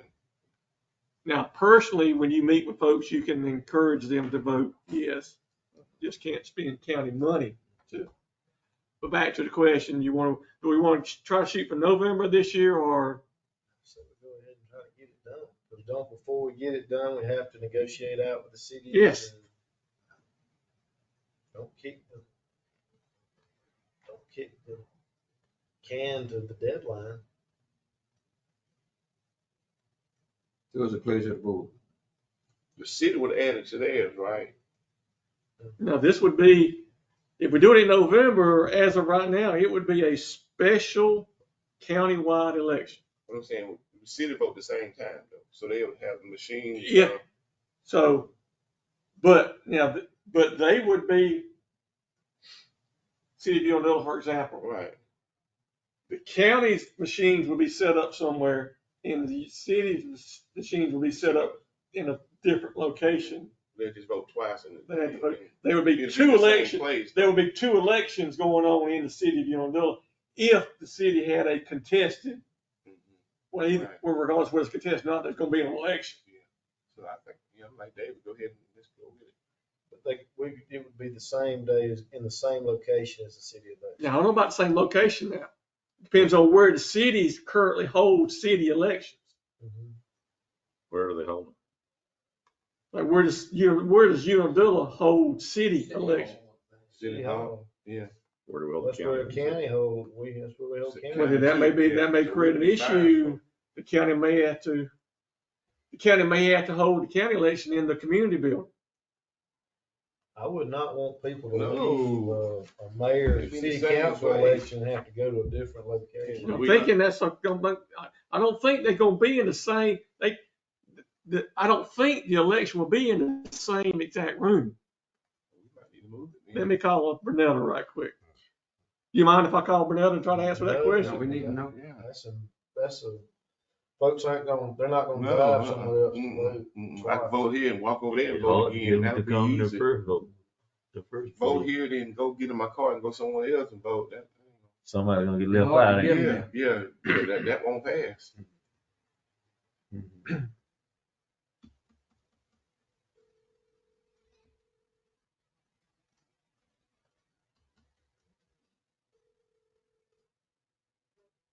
Good morning, this is Steve Sanders. Is Bernetta available? Thank you. Or if it fails in November, could you do another one next November? Yeah, I think you have to wait about a year. A year? I don't quote me, but there's a period of time you have to wait. Bernetta, this is Steve Sanders. How are you? We're in a board meeting here talking about when to try to schedule the SPLOST, the referendum for the next SPLOST. If we were to choose, or as I understand it, for 2023, the only date that's available is in November. That's the same date cities would potentially be having elections, correct? All right, say for Unadilla, for example, if we tried to have the SPLOST referendum on that same date, would the people have to go to two different locations to vote, or could they be at the same location?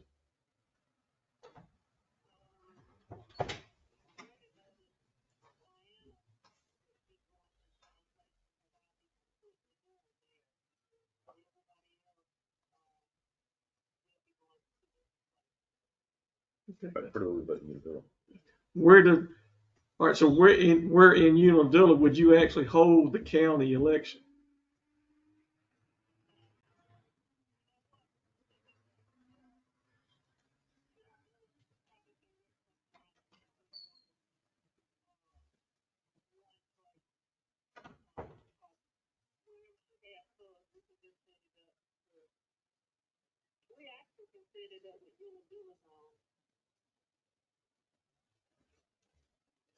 What about the other cities? The rest of them,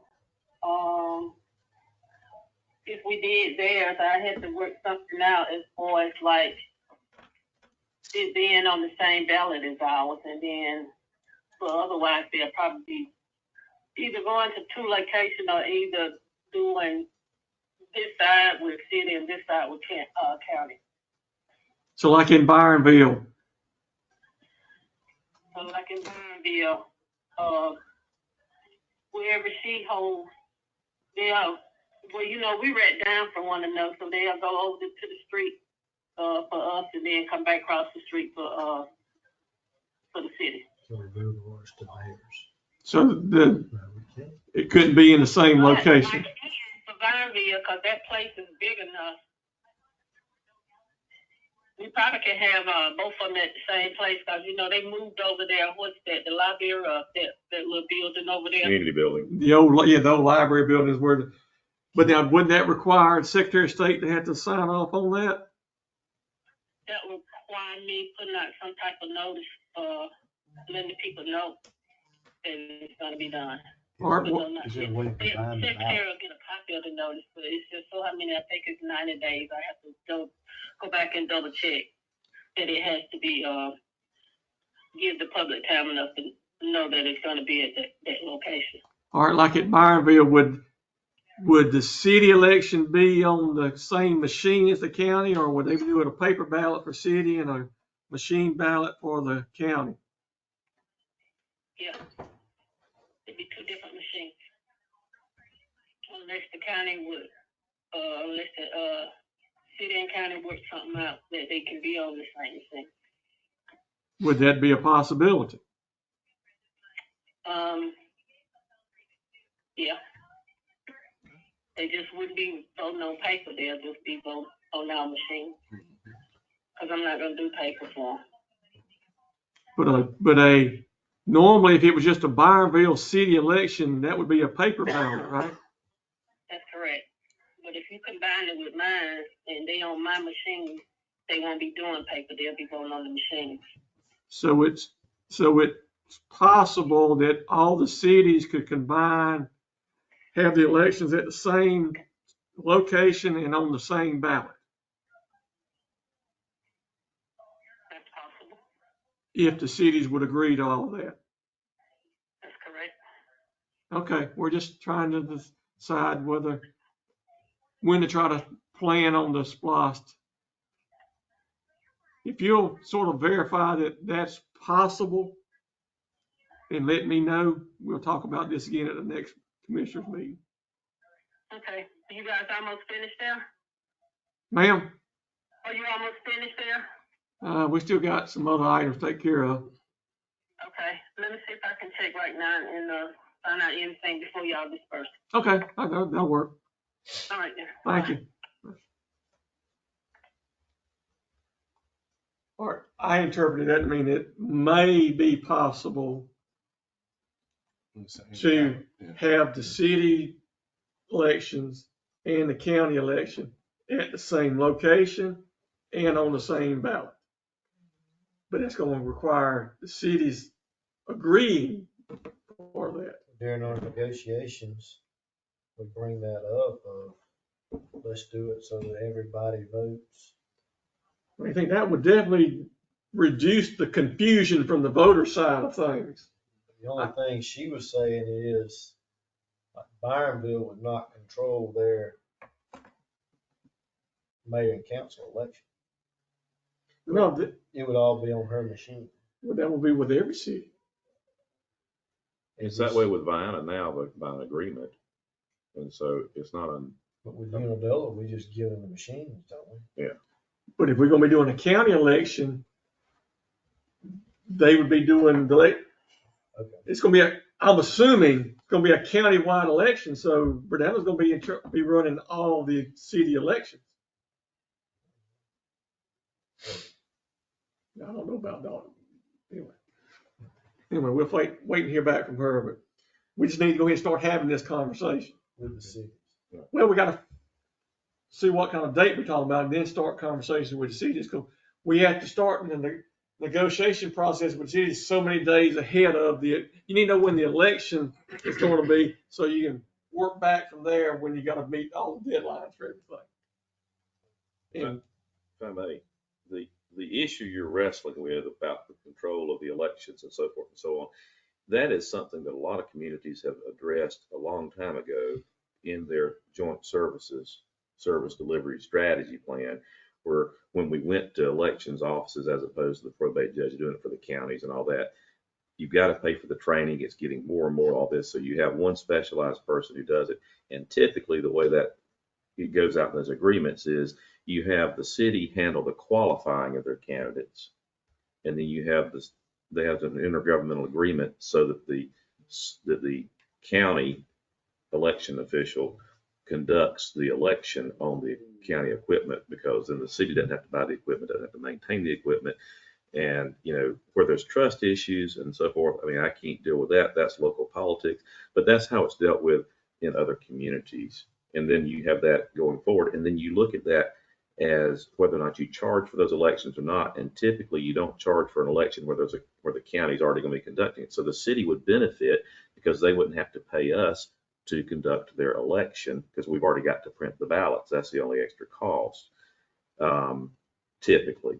And so that's something that on the bigger picture, when we're discussing things, not just in SPLOST, needs to be worked out. So, because the citizens, in theory, are already paying for their taxpayers in the county. They're already paying for someone to be an elections supervisor. okay, and just a thought that just came to my mind, in trying to have the county election on the same day as city elections. Early voting.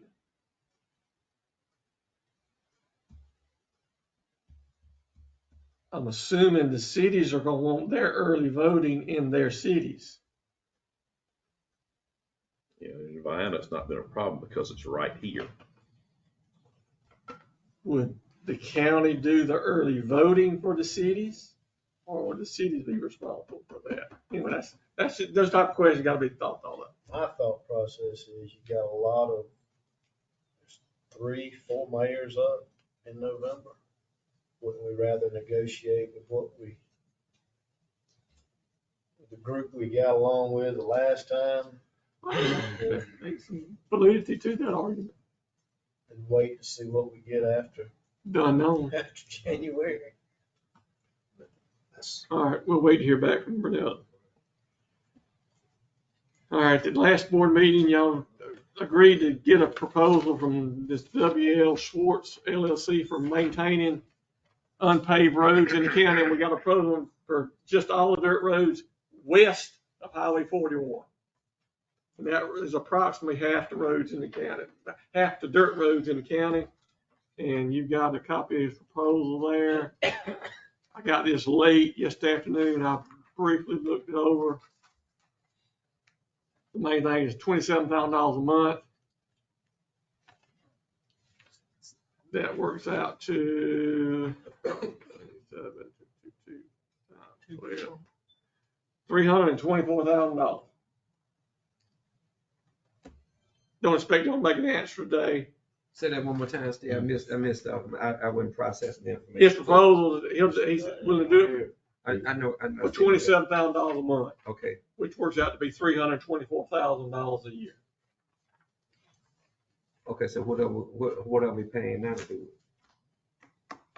it? That's the reason why. Yeah, we don't. It's a catch-22. Yeah, see, that I couldn't pick up. I wouldn't This process is it. figuring $248 a mile every month. Let's see now you're talking. Yeah, I That's a number we can kind of comprehend. Yeah. That's what I asked the question, that, what is it costing the county now? See, you got some months when you mowing grass.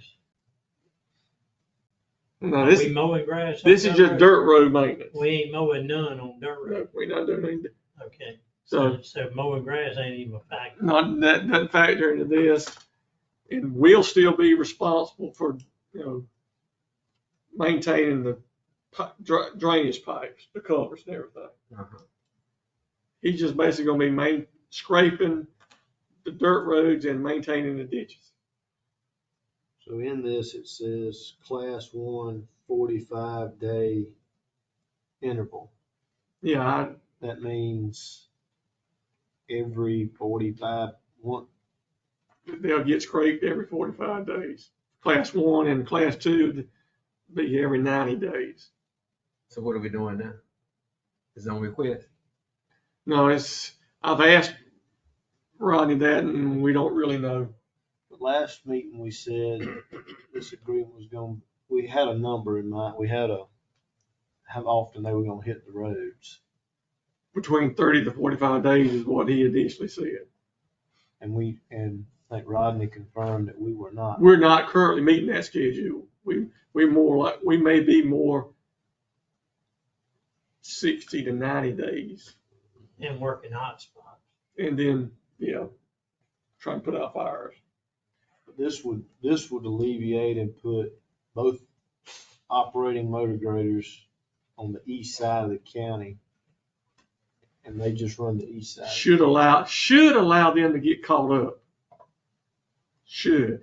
This proposal, he also, something he did in Macon, he tailored this after his Macon County proposal is, where's about the gravel? Which item was it? Routine fill dirt as needed for erosion repair. And then Awesome. occasional rock as may be required for road maintenance, not to exceed 1 turn per maintained mile in any 30-day period. Removing trees and limbs during and after storm. We wouldn't need that. I said, he's been doing this in Macon County for over a year now. On the back side of that page, I took the liberty of listing y'all the Macon County commissioners' names and phone numbers. I would suggest you talk to them, see how they feel. I have talked to the administrator. I have talked to a couple of commissioners, but I think a project this size, y'all ought to touch base with a couple of them as well, just to see what they tell y'all. What I've been hearing, they have been very satisfied with what results they have gotten. And then we won't need no equipment. I'm just looking down the road, the scrape the roads and all that kind of stuff. We currently we have 3 motor graders. Mhm. They're both past, we normally have never kept them this long. But due to COVID and supply issues, we haven't taken bids to try to replace them yet. And like I tell you, when I first came to Canada, we had 5 motor graders. Then we reduced it down to 4 motor graders, and then they've been down. So I don't know that we could really do an adequate job of keeping all the dirt roads with 3 motor graders. Well, we only got 2 drivers. And right now we got 3 motor graders, but we only got 2 operators. Well, then how many roads have we paved since then? Not many. Since we went to 3, I don't think we paved any roads since we went to 3 motor graders. When we had 5 motor graders, that's when we were paving a lot of roads. So when 1 motor grader basically was involved in building roads pretty much year round, give or take a little bit. So with us, with the people we have, we're advertising for jobs out there now. But we hadn't gotten any. We've had some come in on those, didn't we? Y'all prefer to hear all that? What is that? We had some applications Yes. come in for the road department. Yes, Motor he grader. has, yes, he's reviewing them now. Are we saving any money out of the road department since we are saying we are behind in our road maintenance?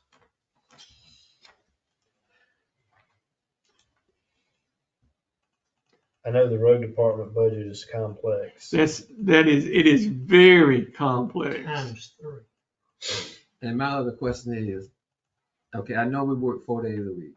How many miles a day does each one of them guys cover? And how many miles do we have? Unfortunately, I'm curious about. Unfortunately, I don't think we have those records available. No, well, I mean, if you're going 10 hours a day. Well, yesterday you had one at the EMS site in Anoa doing dirt work. We had there was a motor grader. One of the 2 was up there doing dirt work. If they're just scraping a road, they can cover ground, but when they start pulling the ditches, that slows them. Okay. I don't know the process of that, but I know it. That can't be regular. But then let me ask you this, Steve. How many miles of dirt? I know y'all. How many miles of dirt road we have?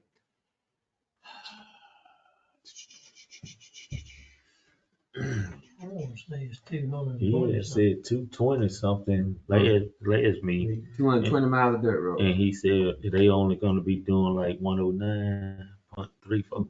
Okay. Hey, 220 miles of dirt road. You got 2 motor graders, so that's 110 miles for each one. Mm-hmm. Okay. Now, how many miles can you do in the run of a day? On one of them grades. If we're gonna look at it, I'm just curious. I'm just to see. I don't know why anybody else thinking like that, but I'm just curious to see. I think that's going to vary from road to road because I know some roads in the area that I travel, there's some roads that are quite wide, that have gotten wide over the years. Then there's some roads that are very narrow. And naturally, the wider roads, it's going to take more passes. So, okay, even with that, I would take the worstest case. Not the little small road, but the worstest case, right? And just see how many miles can we actually. I would love to have that, but we don't have that information.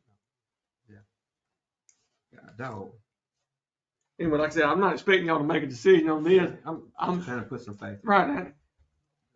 Would y'all, are y'all to the point, would y'all like this guy to come meet with y'all, or y'all still want to do some fact finding on your own? Based on this, David, it appears the road department's way under budget as of the end of March. But there's so many unknowns with that because we haven't spent any of our LMIG money yet, which is a major a major component of the overall road budget. LMIG Mhm. is in that budget? You mean, no. Okay, this one here does not.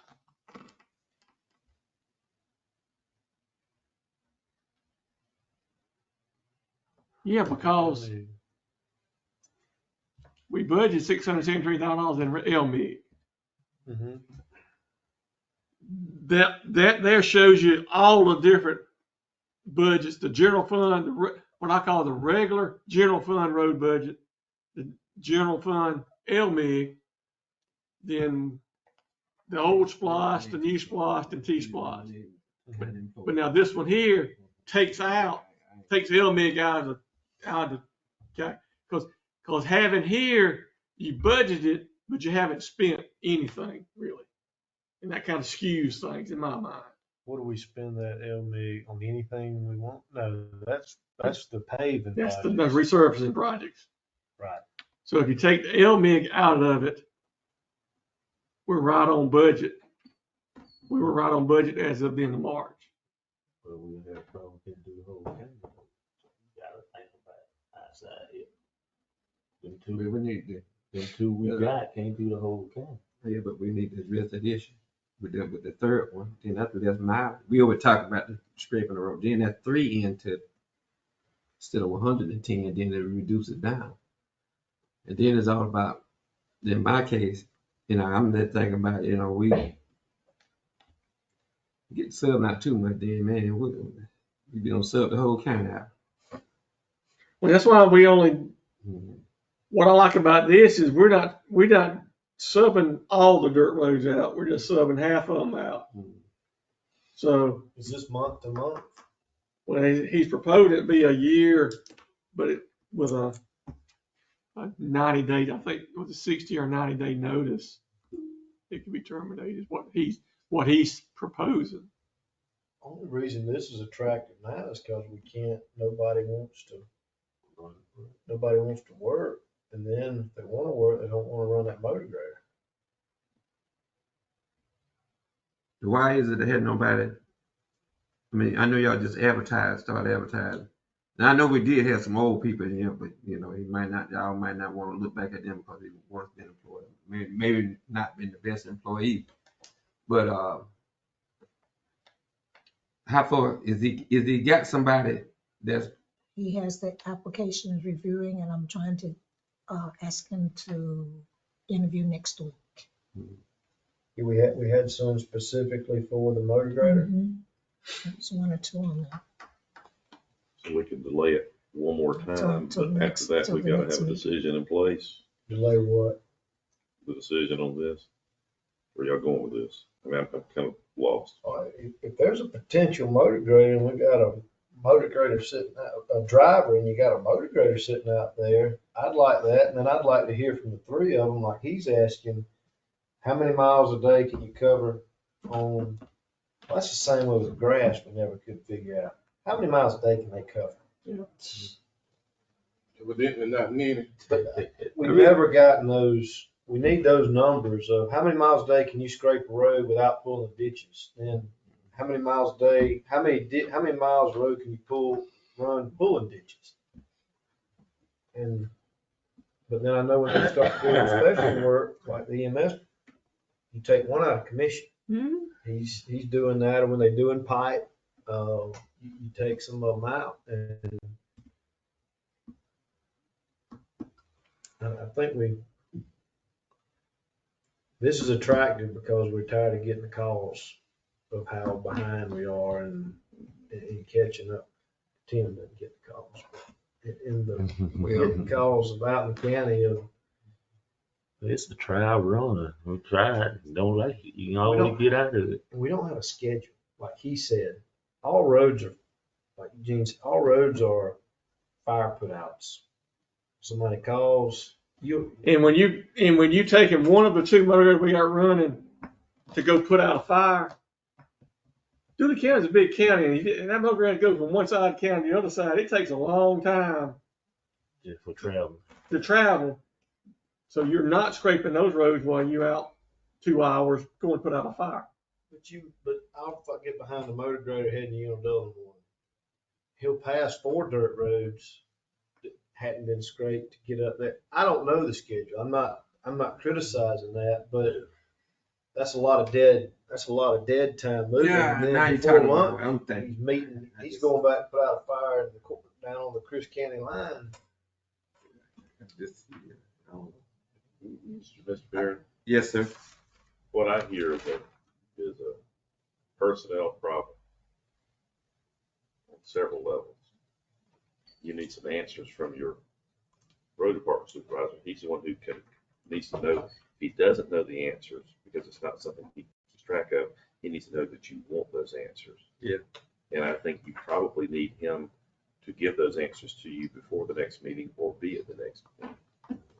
But be prepared for that with his recommendations on how he would like to proceed. Yeah, I mean, it's all fine and well. I'm gonna tell you my opinion about it. Shoot, man, it looked like to me this can be fine tuned some, or we get another person. I just, I don't know. When I tell y'all, when I don't have good vibes about something, I always tell y'all that. I just think we just need to do some further investigation before we make a final decision on it. That's, I ain't truly, like I told Tim, I ain't really too interested in this right now, but I'm just one.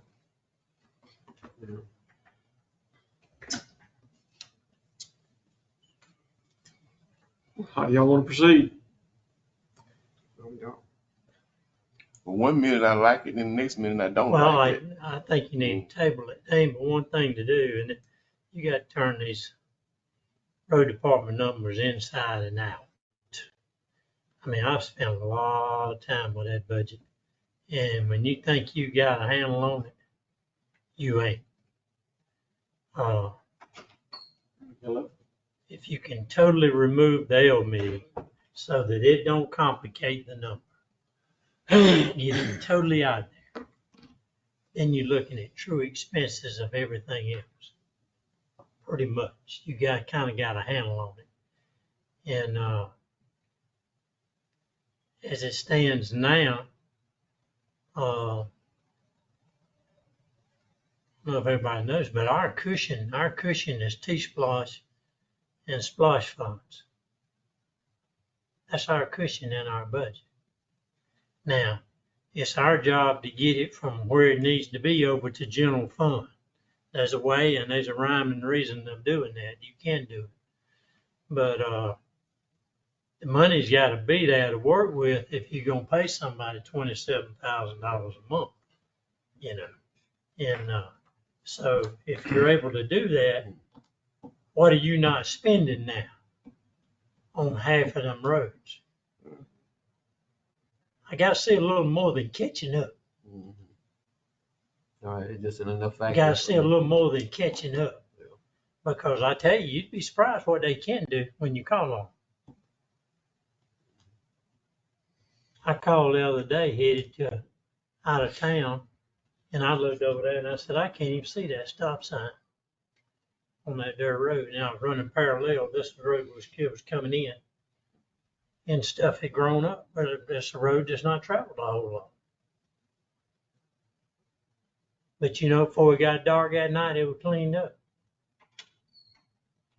So if we point them bad spots out, a lot of times he can break somebody loose, one person. Every job we got don't take 3 and 4 people.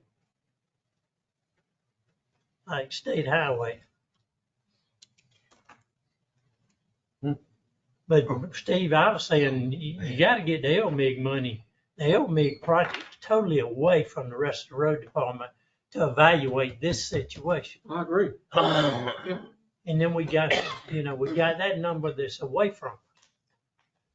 And I think that's what needs to be. And I don't mind. I got the time. I'll spend some time and I'll do some stuff and I'll bring it to you and say, hey, this is what I see. You look at it.